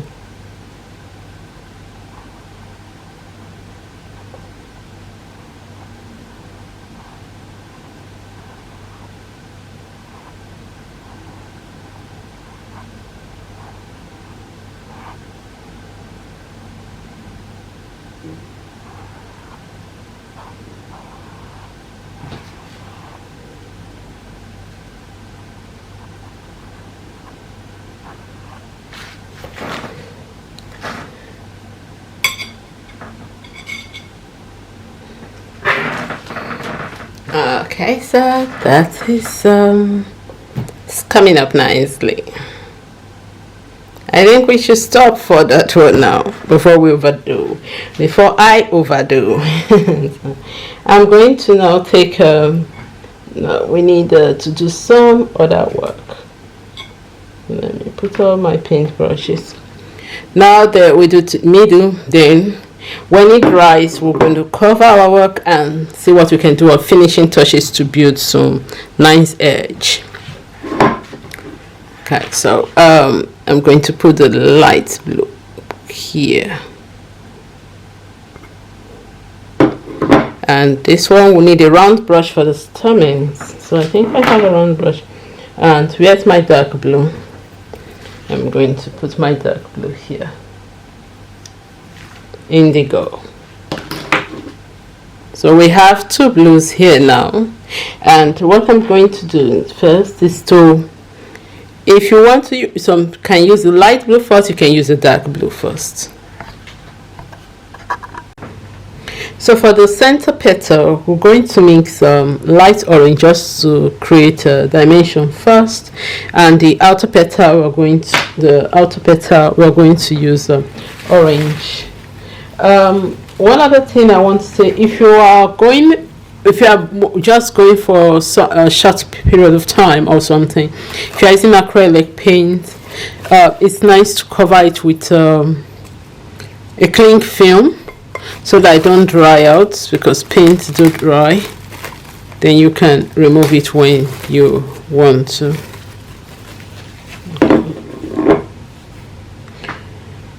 Alright, so I'm going to get, before we do, I want to just work on the green a little bit again before we do the, so I'm going to go for the dark shade of green. So I'm going to go, yeah, see how it's there, and I'll add a little bit of brown.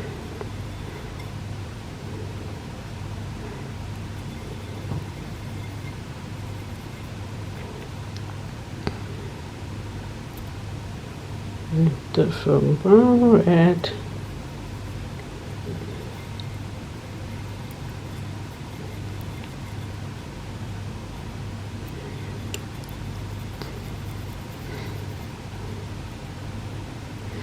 okay, just some brown. You know, this part that we have, the part we have the dark going straight forward, it shouldn't be so.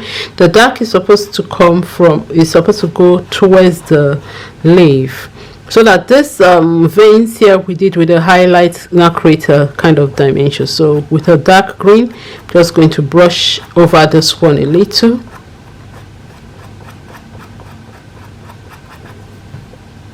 Just going to put some green over it so that it's not that as if it's just brown. So just going to brush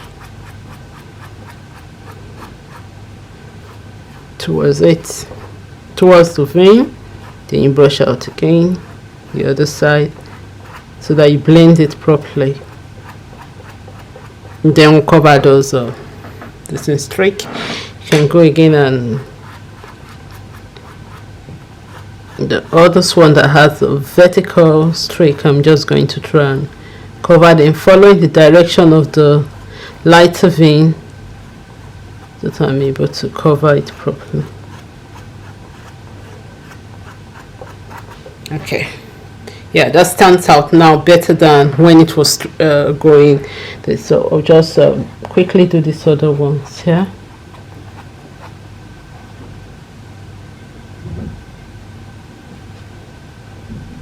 So you can use the green, mix it a little bit of brown, and just do that.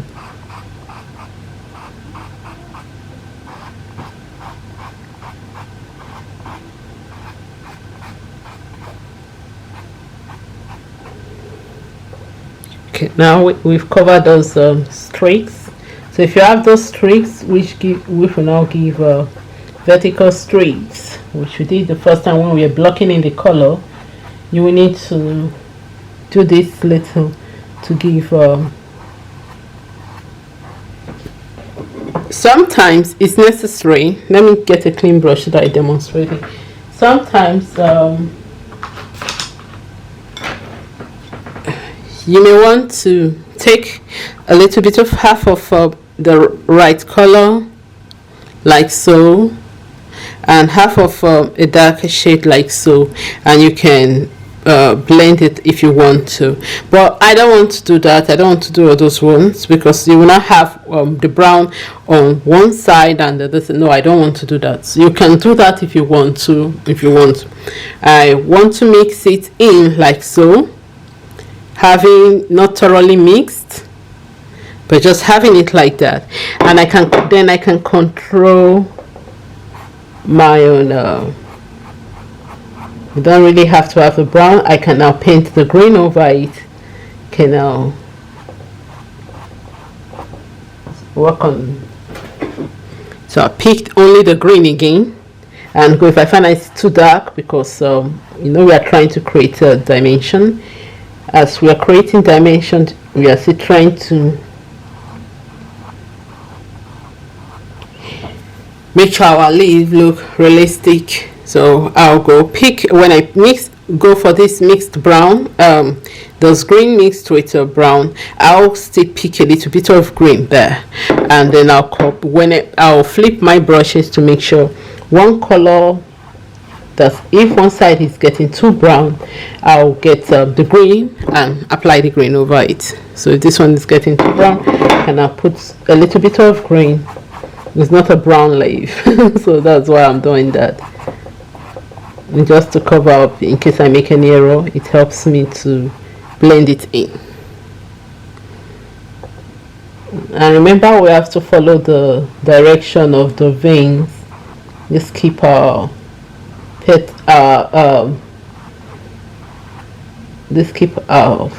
flower, our leaf a bit realistic, and it makes the leaf not to be flat.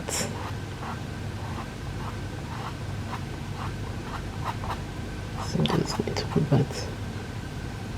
This part needs a little bit of brown to pop. Okay. So I'm just going to brush over this. The last one will be brushing for this. So just brush over this other green here to make sure it creates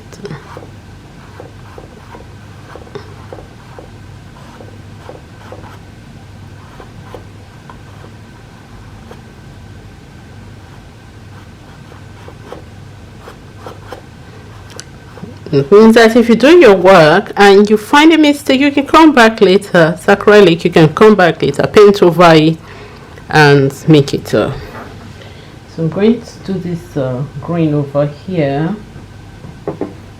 This one needs this one don't really need too much darkness, so I'm just going to get my green.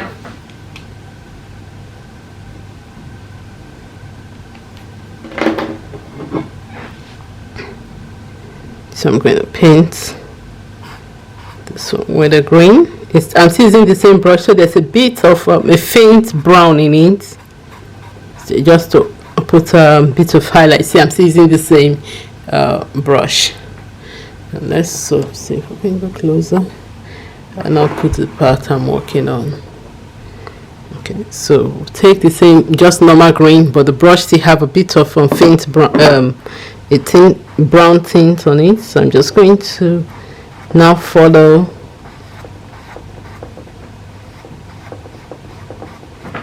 the veins and see using the green. I'm just going to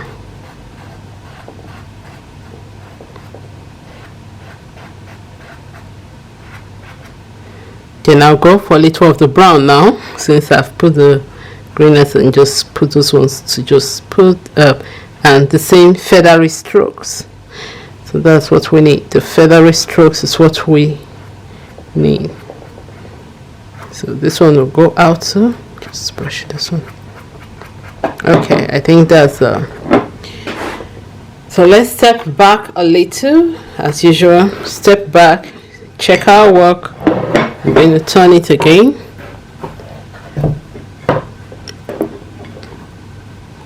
Step back, check our work. Is it alright? Open a blob of paint, hide in one place. It's okay. So all right, so that takes care of the leaves, and we still have a lot to do.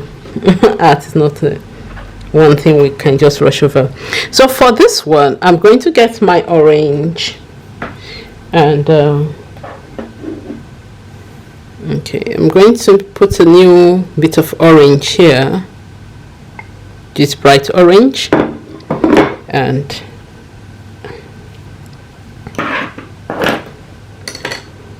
I'm going to take my fan brush.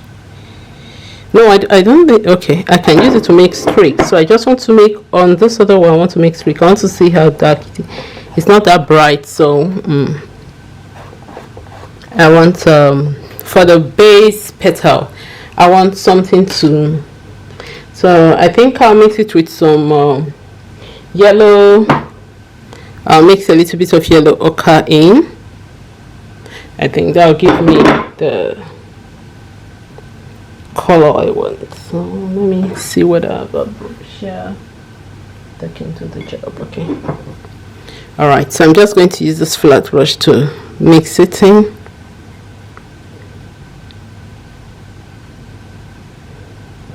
And I'm going to just do one tiny streak and see what it's going to be.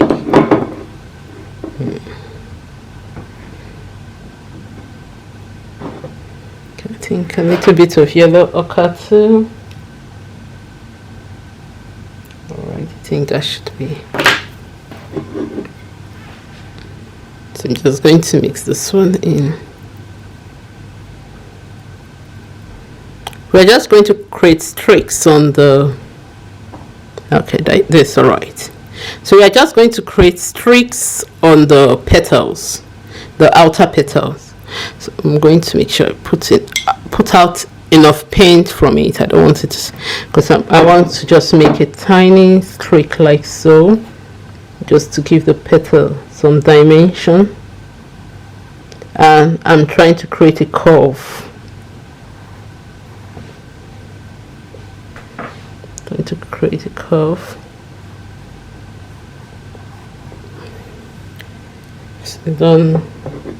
It's not that pronounced, so I will need to go for, maybe I'll just have to use only the yellow ochre. Let me see if I use the yellow ochre what's going to happen. So but because I really need that I need yellow might be too bright. Okay, the yellow is all right. I've just tried it and it's all right. So I'm just going to put this one up here. I'm just taking a little bit of the orange too, because since I'm going to use yellow ochre too, so I'm brushing a feathery stroke over the outer petals again.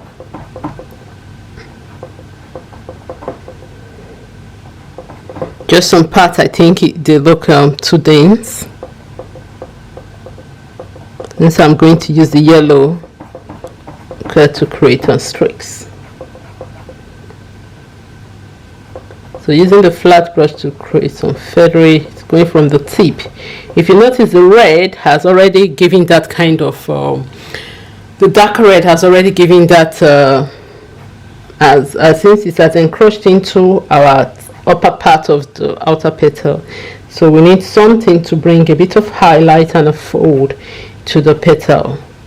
Even with the curves at the end of the petal, we still need something to create a fold for it. So I'll just use, I'm using this yellow ochre this orange that I just mixed to just enhance the edges of the outer petal. I'm going to now come in with yellow ochre on my feather brush and fan brush, and continue the feathery strokes. If you don't have fan brush for this, we can also use, okay, we've done that, so we can also use what I call this other brush again. We can also use a liner brush. So I'm just going to put this one, okay, all right. Let me get the liner brush, okay. this okay, we'll just take this one first. So I want to try this out inner petal. So this inner petal,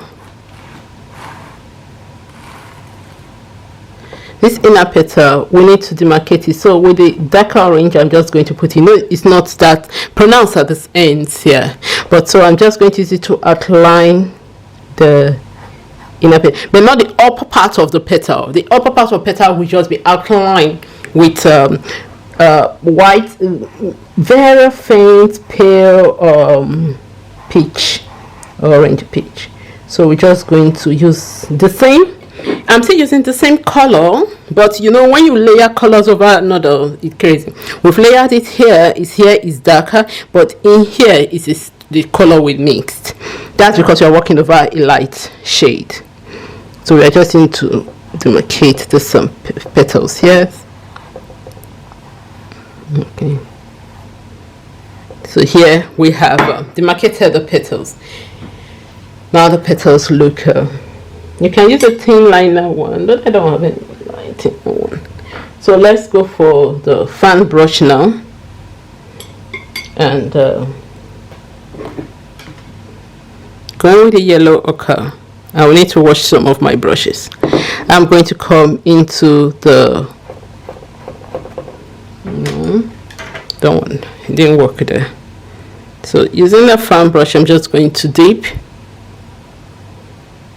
not too much, just to give me a faint streak, and I can brush the excess off. So we just want a thin, you see when I put it, it's kind of feathery. So that's what we want. We want it, you have to be careful if you are brushing from outer into the distance. So you can brush from inner out, you just want to put just some highlight to let the light bounce and to create the curves. So you have to be careful when you are working into your work. So if you don't have that and you have a very small brush, you can go in and then you can just create some dimensions like how we did the outline. You now go to a liner brush and you just go and you just put it, you just make it bouncing. But it's going to be, it takes a lot of time because you know the fan brush has brushes have their purpose, the shape of the brush have their purpose, the size of the brush have their purpose. So if it's you can use that to it. So I'm just going to use the fan brush to just do some line thing and make sure I paint to follow the curve of the petal.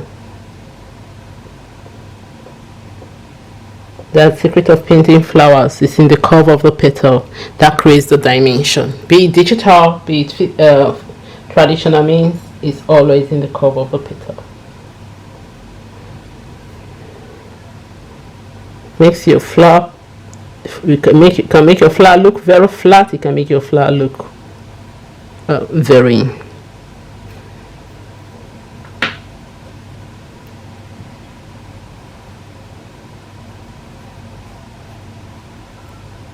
Apart from the colors being used, it's in the curve of the petal. So not that the curve of the petal is the only criteria now. The colors, how you use the colors, and how make it bound. So not to take your attention from the center, from this outer petal, because it's light already. That's why we are using yellow to, yellow to add somehow to have a little bit of light in it. Can bounce back, can. So I'm just going to put that. I'm just going to put straight.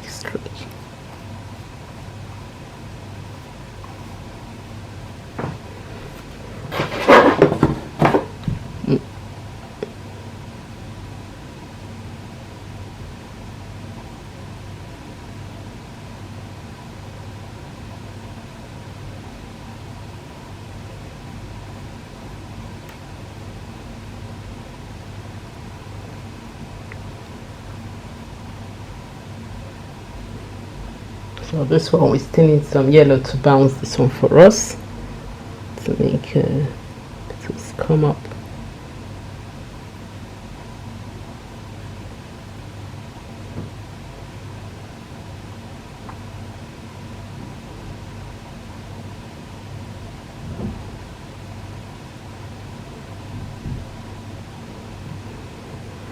Okay, let me do this one. This one looks too.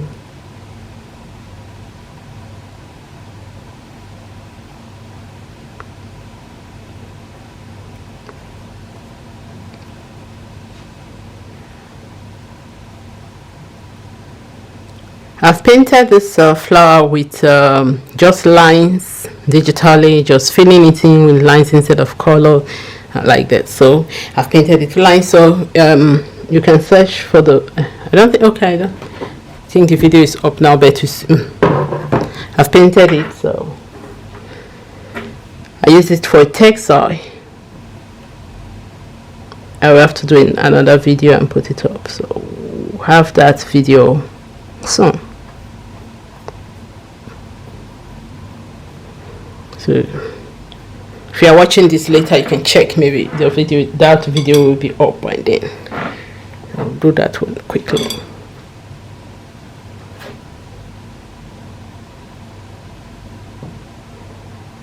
If you're not going with coloring, and even if you want to do it manually, you draw your flower and fill it with pen, paper. I've done that kind of video. I think that I've done that a video on that, but not this particular flower. That video was using stencil. I filled the flower of the stencil. I filled it with lines using a pen, a glitter pen or so. I think that's what I used. It's been years ago. Okay, so now if you take a look, now we now have a bit of streak coming into the other flower. So you see we've lifted our flower. Now the final one, okay, not the final. We need to concentrate on this, then we'll finish off with the back. We'll allow it to dry, then later we'll cover and see if there's anything we need to do towards the edges just to enhance it. You know, I need a little bit of mess here. No, I did that. I did that. So I'm going to now work on the outer part after that. So let me get a round brush. Okay, have a round brush, and I'm going to pick the dark. I'll just put some circles there, and we'll just randomly do some circles. So I'm just using the indigo. If you want to, since they are just round, you can just put dots, dots, dots, dots, dots, dots, and this one. But I want to paint the round.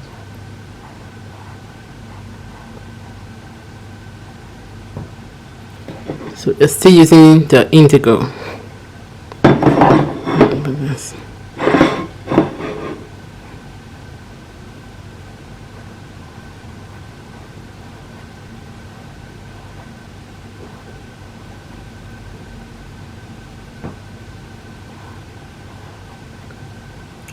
With this one, you can take half of the, you can take, let me bring this one, because it's round now and you need both highlight and this thing together, the dark and the highlight together.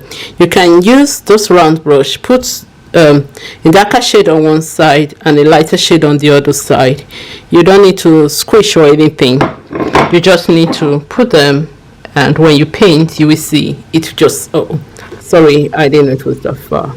Okay, I'll repeat again. So what I was, okay.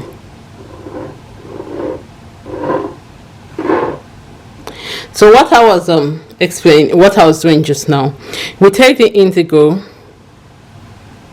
Sorry, I just need to place it to make sure it's right. We take one part of the brush. The up front part is indigo, the back under part is light blue. That's because we're doing something round and want to put the light and dark color together. But you don't need to flip the brush together to brush it so that it gets in.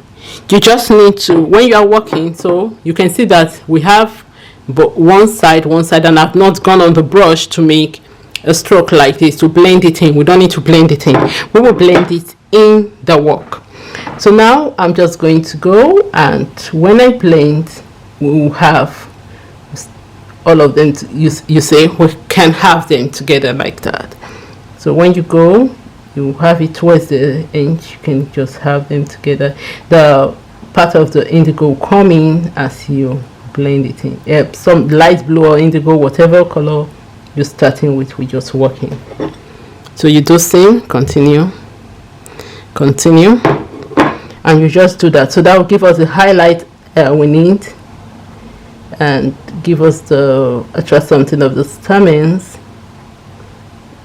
So we can now, since you have worked on the outer part of the petals, the part of the petals, we can now go and we can now work. That's why I want to work this one last, because then we can cover most part of it.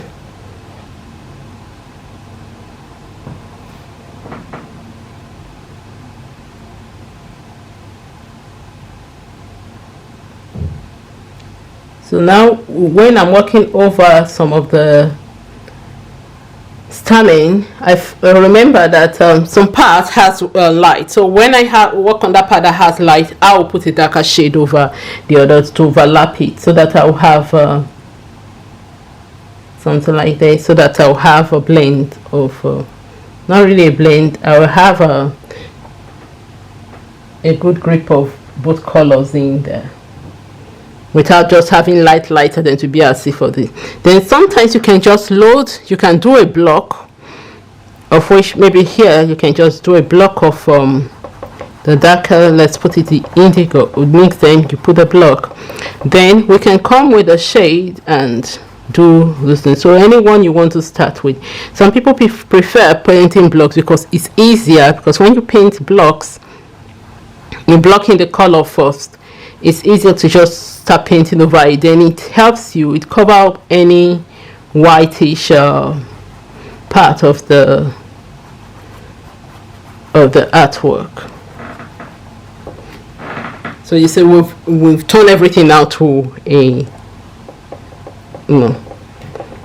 then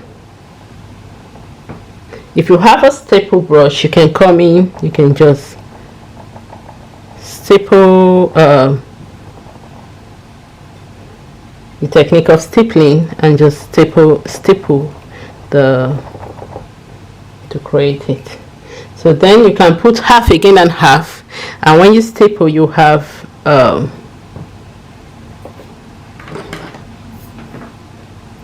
both color bouncing back.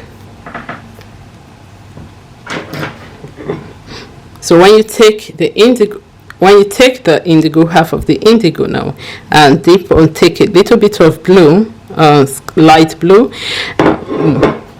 So when you staple, you can now have both shades coming in through as you work on it.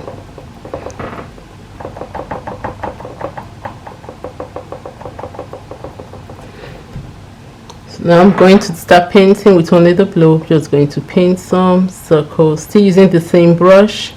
Just going to paint some side.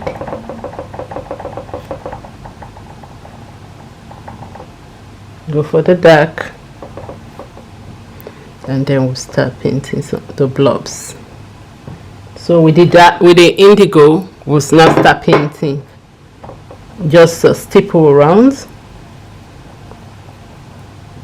just to create that dimension we want the foundation for work.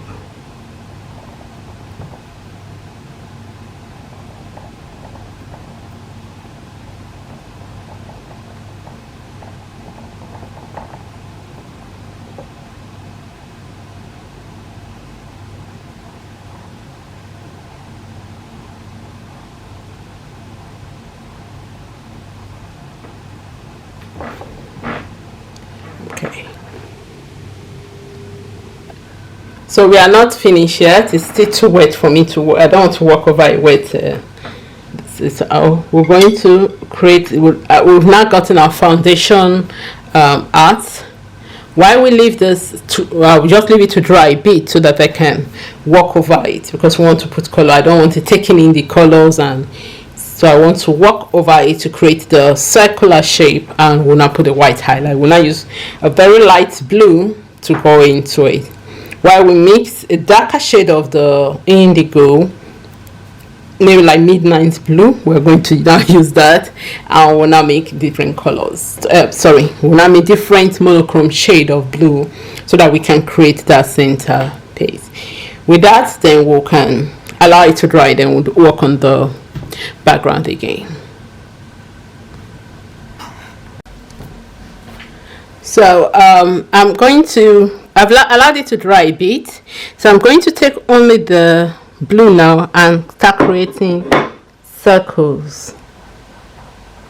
Then we'll use white to create highlights on it. White and a lighter blue we just use just to create some circles. We don't need to cover all the part of the indigo. We just need to ensure that we're creating something like a stamen. Although we can still do that same circle with it, just create it, then we use white to outline it. But I don't think I like because that was a line art, so I don't need to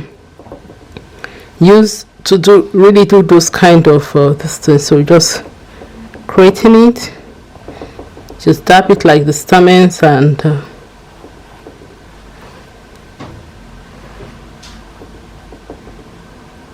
then in some I'll mix with the indigo and just dab.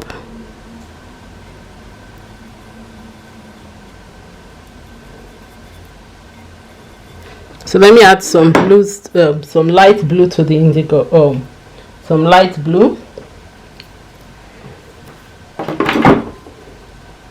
and we'll mix with some indigo together. Let me just mix them together. Create a shade not too light, not too dark, but a different shade, a monochrome blue shade, and then we can use that with a light blue to dab to create. But we're not going to cover every part of the darker shade. Let's go closer. We're not going to cover every part of the darker shade because we need those two bit of highlights on it.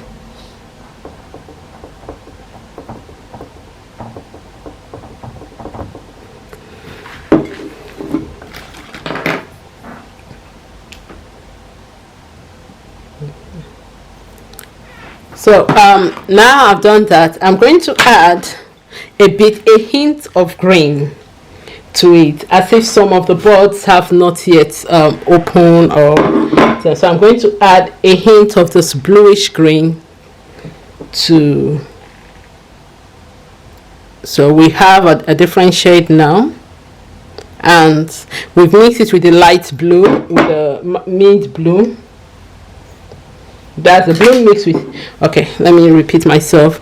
Repeat again. Light blue mixed with indigo, and now we're going to mix green with it. So we just scrape it so that we get a different shade, but it's going to be a bluish shade.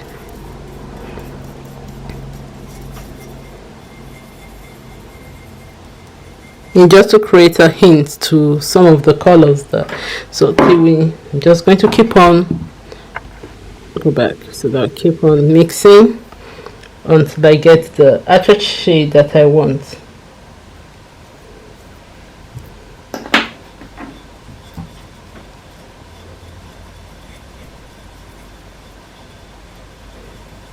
So it's too much of the green.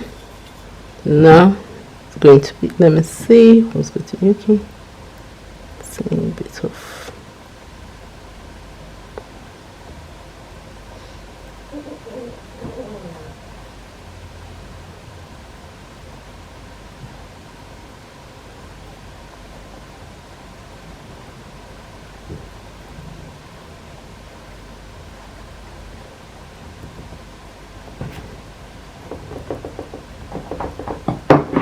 If you have a scruffy brush, you can just stipple. You're just going to build it a bit, but not too much. You know, the stamens are not like they are round. Instead, the one we are creating is round. We are just trying to build a different layer to create our image. Okay.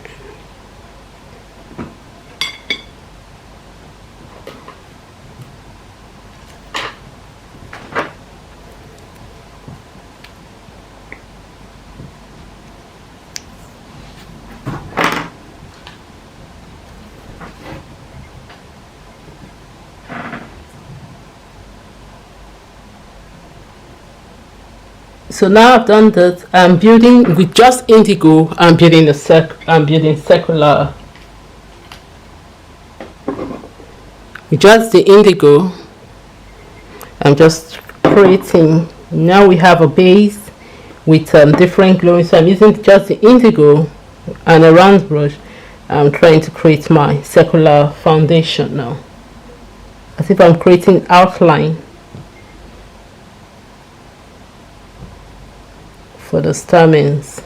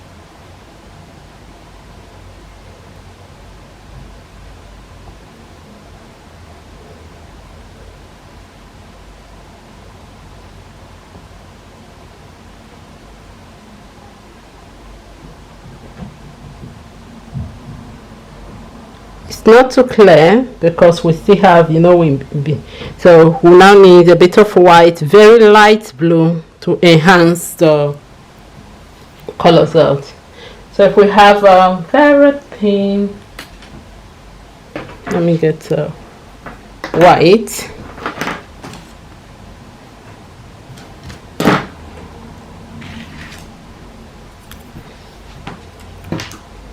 let me get some white. We still have white. So we have white color here, and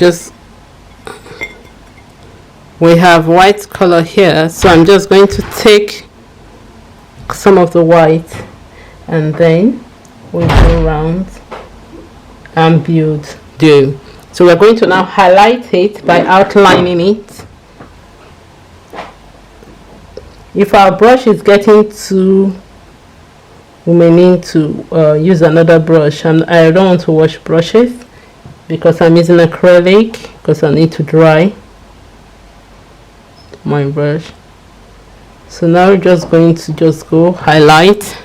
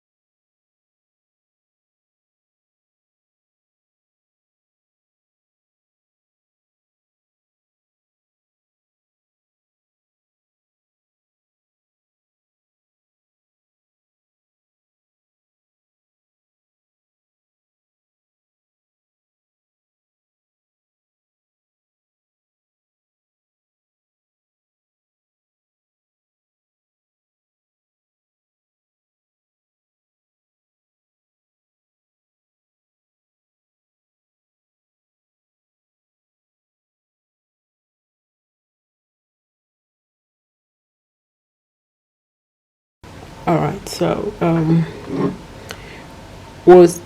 we need to make our highlight for us. So we need to mix white and a little bit of blue. Let me see if you can. Okay.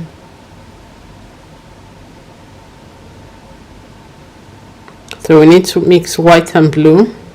I've taken some white here and a little blue. The last one I mixed was too. The last one I mixed was too. The white was not that. The very light. We need it pastel, very light. It was not that pronounced. So we need it. Okay.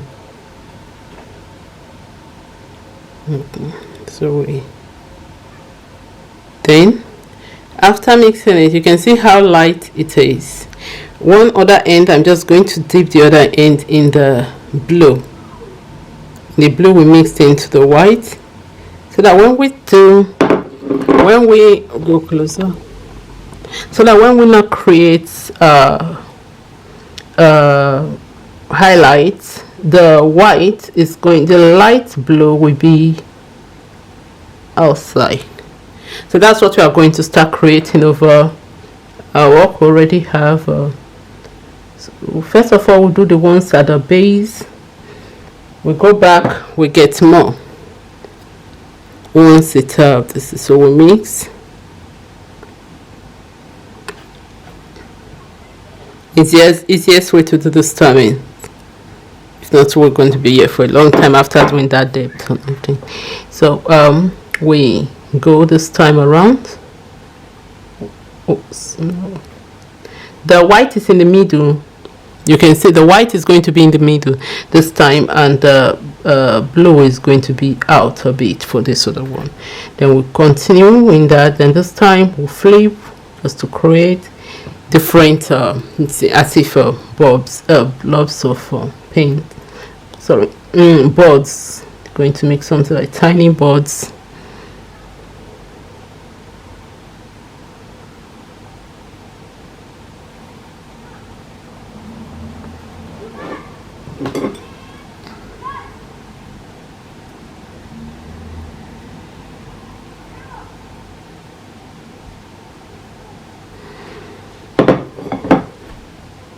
So just form a kind of circle, just put the brush flat and roll it on itself.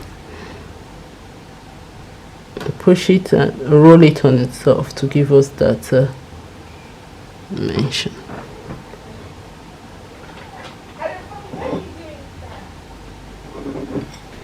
So I'm going to mix more of it because it seems our paint. And I'll can pick any of the other darker shades and just use those ones to enhance let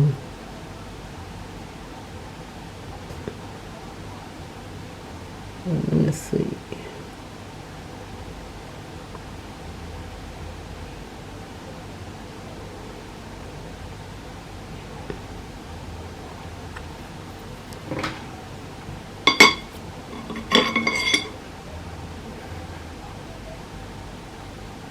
I'm going to go through with let me see this one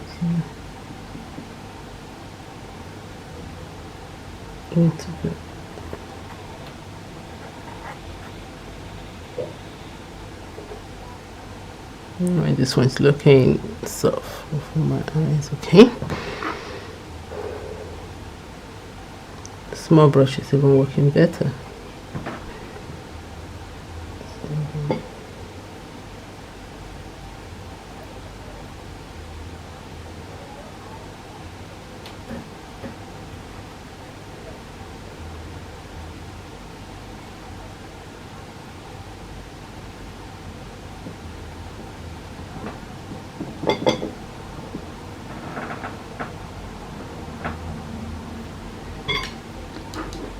So I have two brushes with colors. Here I'm doing one of the greenish, this greenish, the blue, and this one with the light blue. So I have two brushes and I'm alternating them the way I think it deems fit for the art.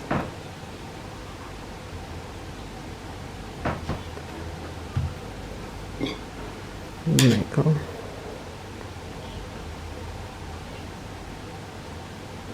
Together, some would light to bring in some light.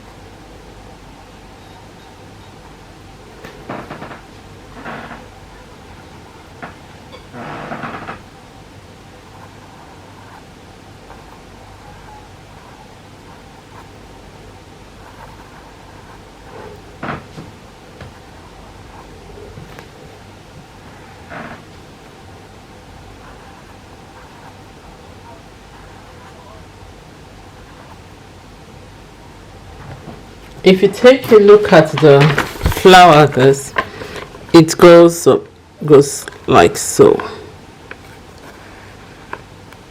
That's what we're trying to, like a C curve. Then here with the light part will be. So what we're trying to do is just create those C curves quickly, overlapping them properly. Then when we're taking the light,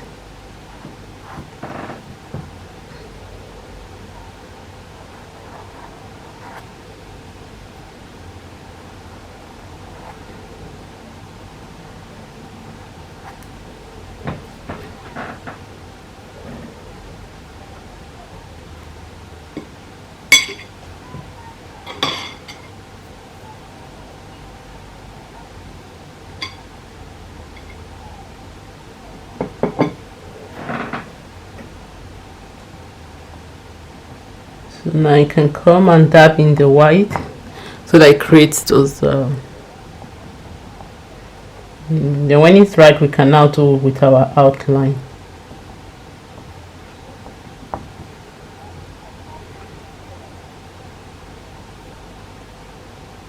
Kind of finding this one a bit difficult, I don't know why.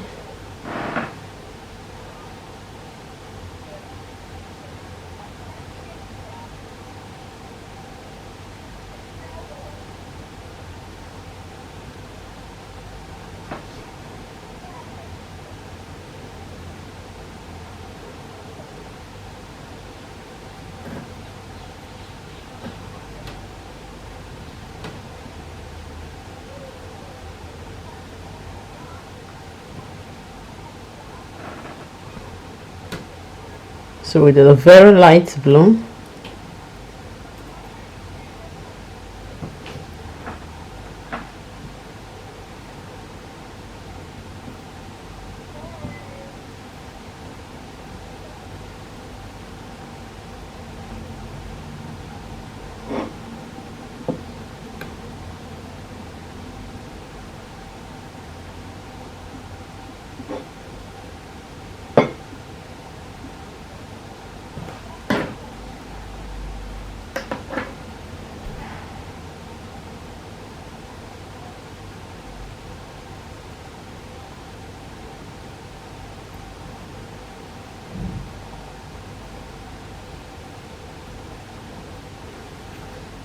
So we have it. You can see that it's coming out now. It's coming out a bit well. So if you have a liner and let's get some of the dark blue. If you have a liner and liner brush, you can just go the petting, or this is just liner. This is a bit too thick. I need a thin one, so I'm going to get a very thin one, like that can do the job. Very thin. So that can be used to just create some outline for this. So let's create the outline. So I just put some of the color on this and dip into it, and that'll be it. And then we'll do the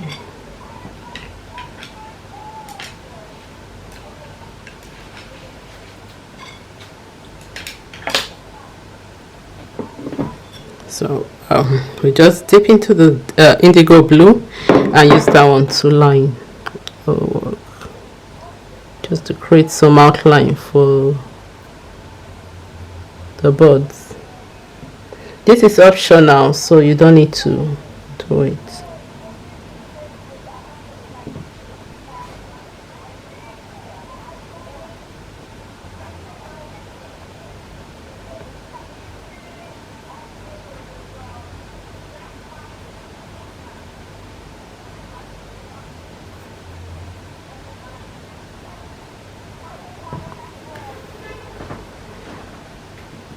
It's not all of them we need to outline. You can anyone you think. When you're outlining, you just take a step, as we did for the others.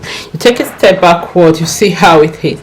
Like the petals, we made the leaves here, the petals, we made the curves lighter. We had the depth darker shade in here.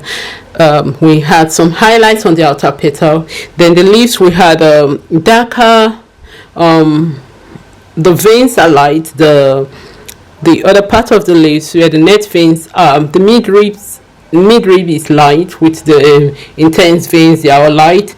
Then we have darker shade in the leaves here, darker shade here on the leaves. Then if you want to, you can switch the opposite way of making the lighter shade here and the darker the midrib of the leaf to be dark, while the where the curves are of the create dimension for the vein, for the other part of the leaf where the net veins are going to be, you can make that one light. So it's optional, depending on how you're going to color, the kind of depth you're interested in creating.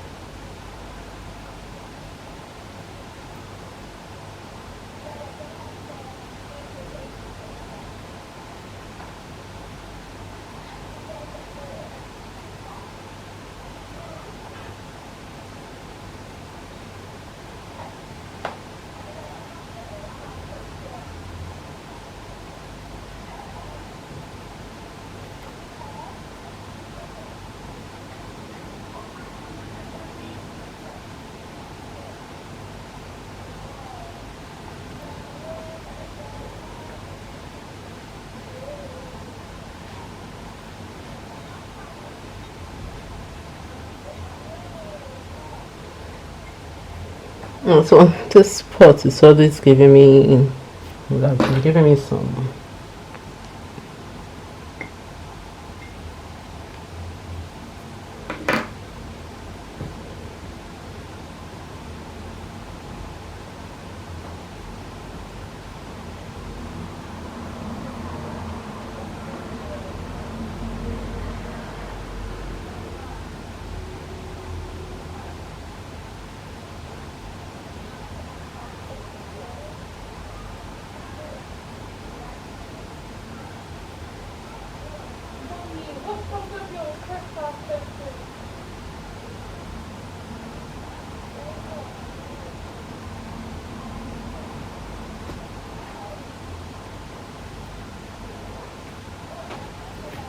Okay, so we've enhanced it a little now. Let's go. So you can see, let's take a step back.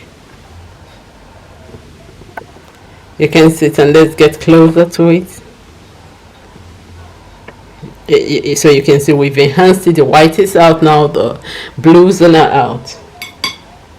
And we allow it to dry, and then we cover and we brush some colors over the edge. We can just make the full edge a bit bluish, and then just put a hint of each of the colors we use to create the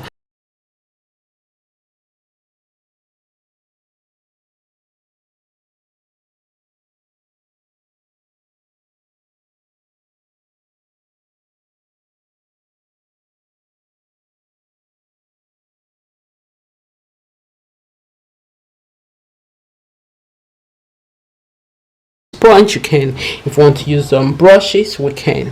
So we just let it dry for some minutes so that we can place our work over it. Yeah, we can place okay, let me see, I think it's something like this. Okay, we can place it over it, and then we can create our bouquet.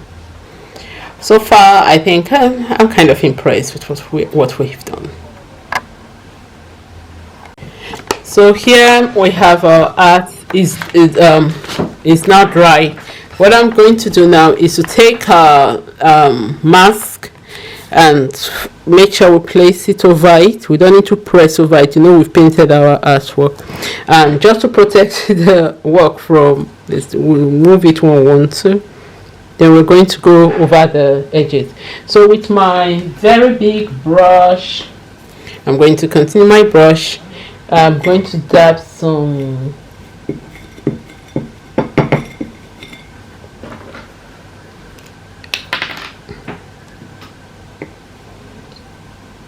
I'm going to dab some blue. Here's the sea green, not this one. Okay, I'm going to mix some blue, some sea green. That's some okay. Then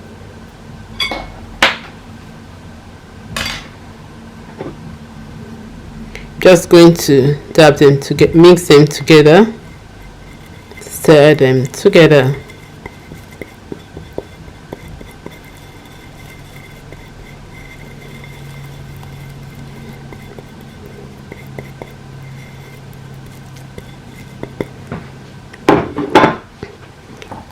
And then I just want to cover my work.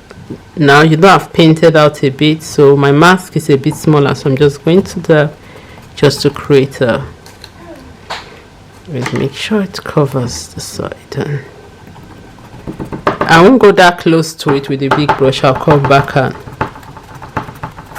so if you want to do it in a circular motion, you can, but I'm just going to dab just to create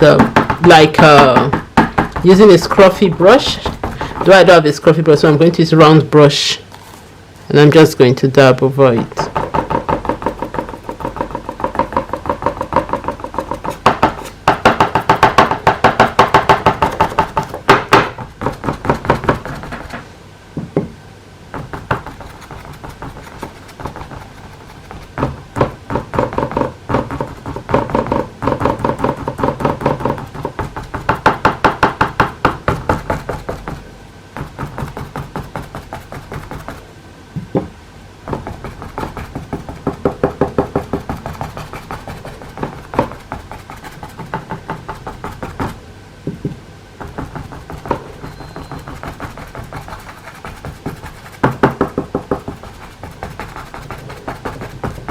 So I didn't like the way my background is. That's why I'm doing another one over it. So if you are pleased with your background, you can leave it.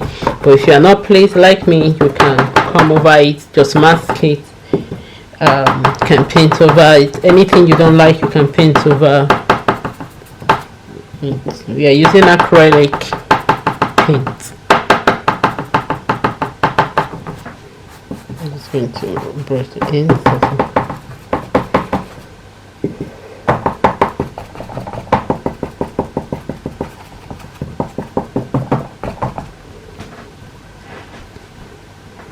I'm going to come in here. It's this part. I just want to do a little bit of dabbing here. I'll go with a smaller brush. No, so I'm just going to go dab.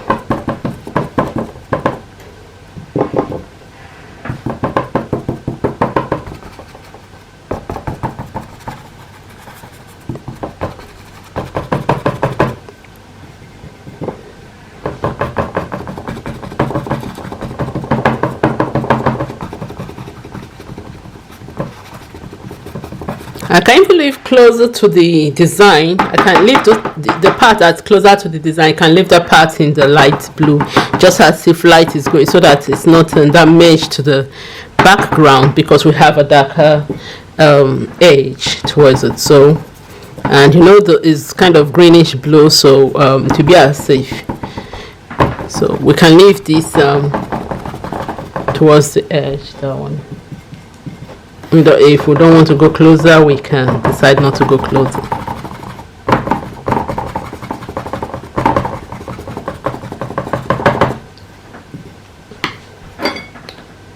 So keep on mixing up.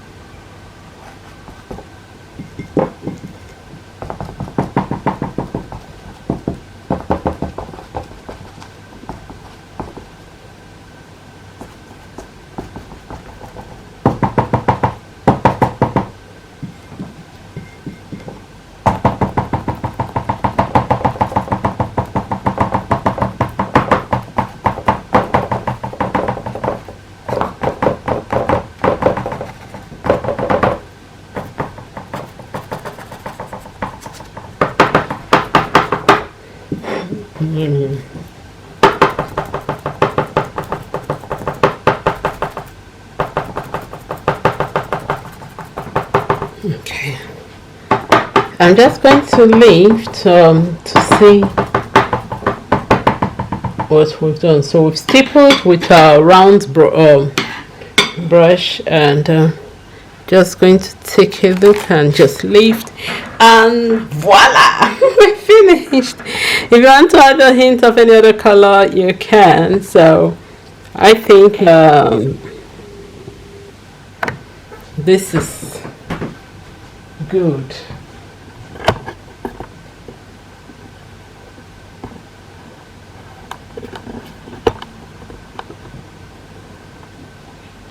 So I'm just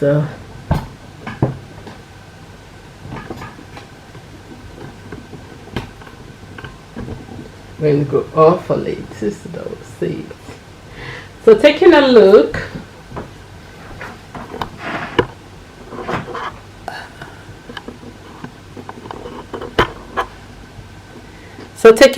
you can see that our artwork is done.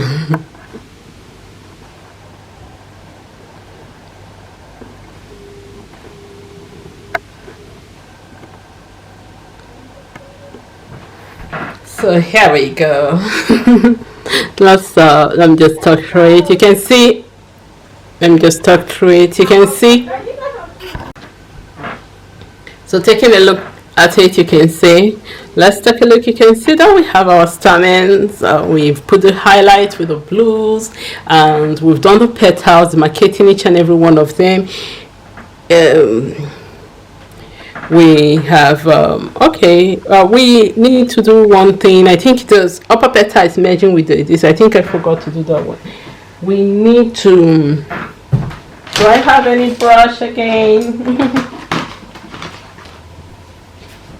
We need to do the edge of those other petal, but if you don't want to, that's fine. But I just want to do the edge of the petal to lift it with a bit of very light orange. So we'll do that quickly, and then our artwork is perfecto. I'm just going to, don't want to waste this remaining paint. Okay, so I'm just going to dab some on this ends here.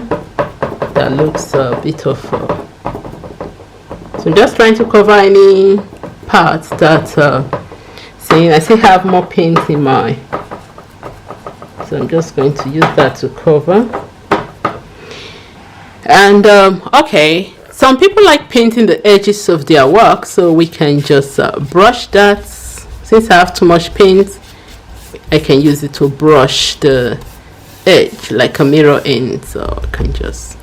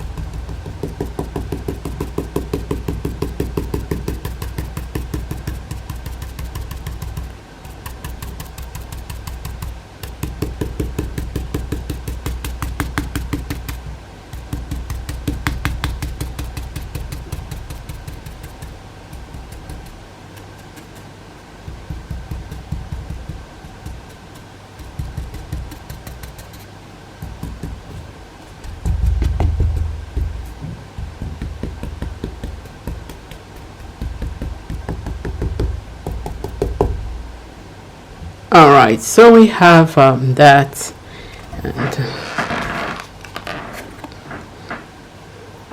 I'm going to take it. Let's go out so that we can. So all the edges, I'm just going to dab them with the mini paint. I still have a lot mixed there, So I just dab to make sure to cover it, so that we don't have a white image. I'm not going to brush like so, which is not, just stipple so that it's as if it's the same with the background of the flower. If you want to, you can brush first just to fill the image, just to fill the background, just to fill it, then you stipple over it. That creates okay, so when you put it like so, then it prevents you having white. But see where we stippled, see where we brushed, so you can see the difference in it. One is kind of too light. This side is lighter. It's just like blood editing. This one, you see that there's texture on it. So I'm going to mix more. I still have I need to mix more. First the paint was too much, now the paint is too small.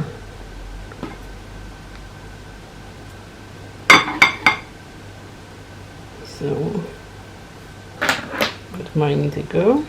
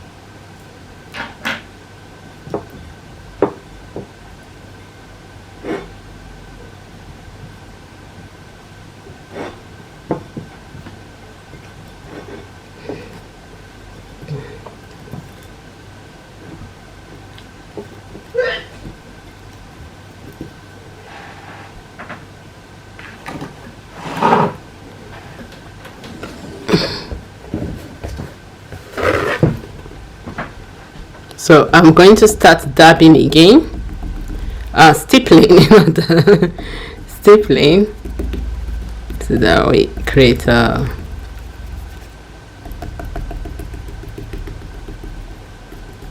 work surface. I'm supposed to put something over my work surface to protect it from all this paint.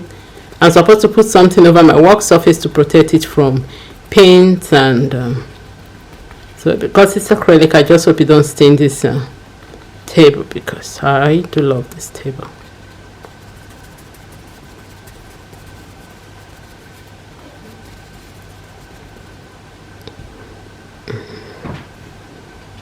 So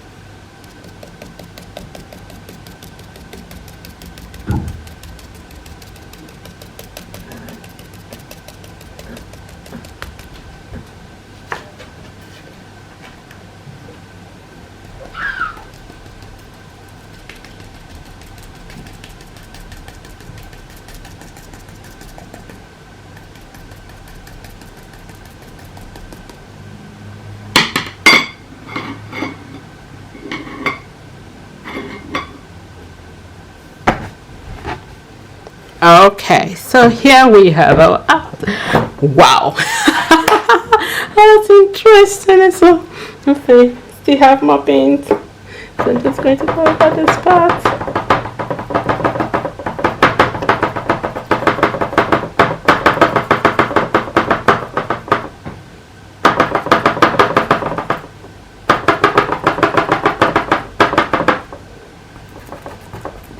This, you know, the brown we did before, it just is giving some nice effect here, even as I dab over there. If you look good. Just going to put this remaining one, look for somewhere to dab them in.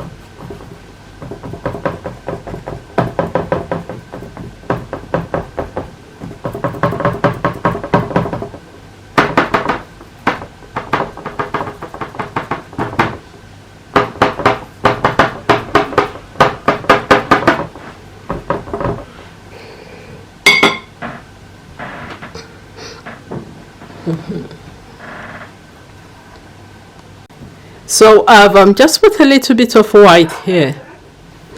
I've just put a little bit of white here and orange. So I'm going to take the orange and take it into the white and just mix till I have very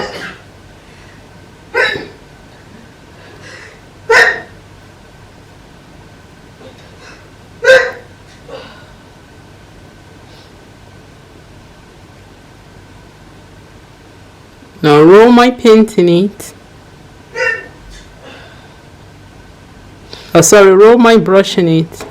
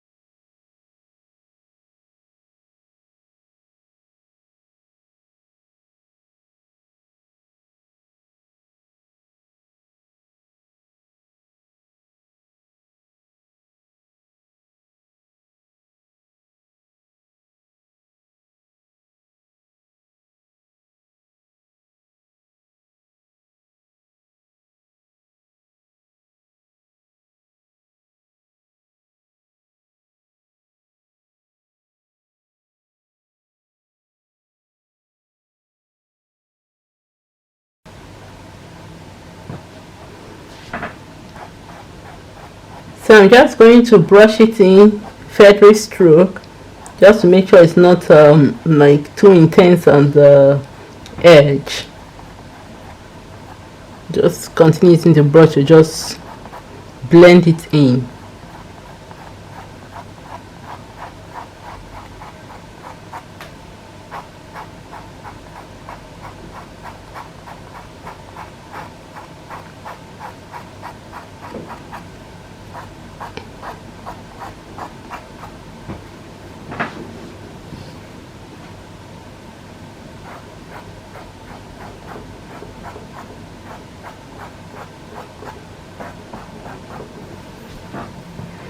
All right, we are done. How do we think we want to do anyone?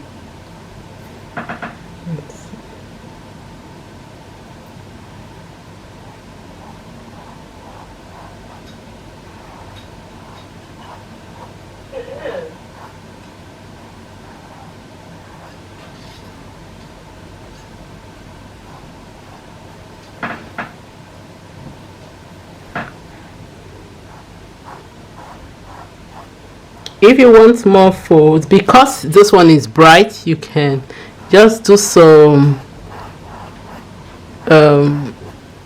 orange and put not too dark of an orange, just then just follow the curves and create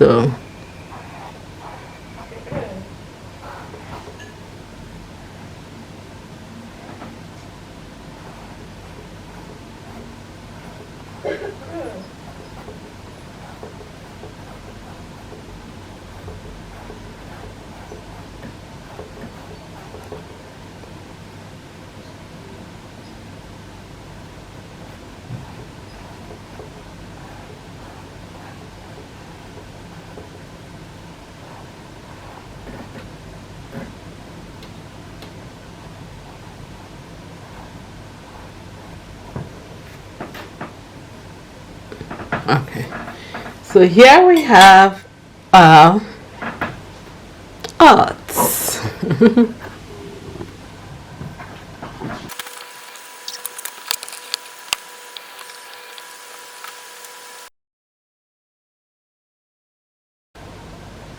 So thank you for joining me for this video of using.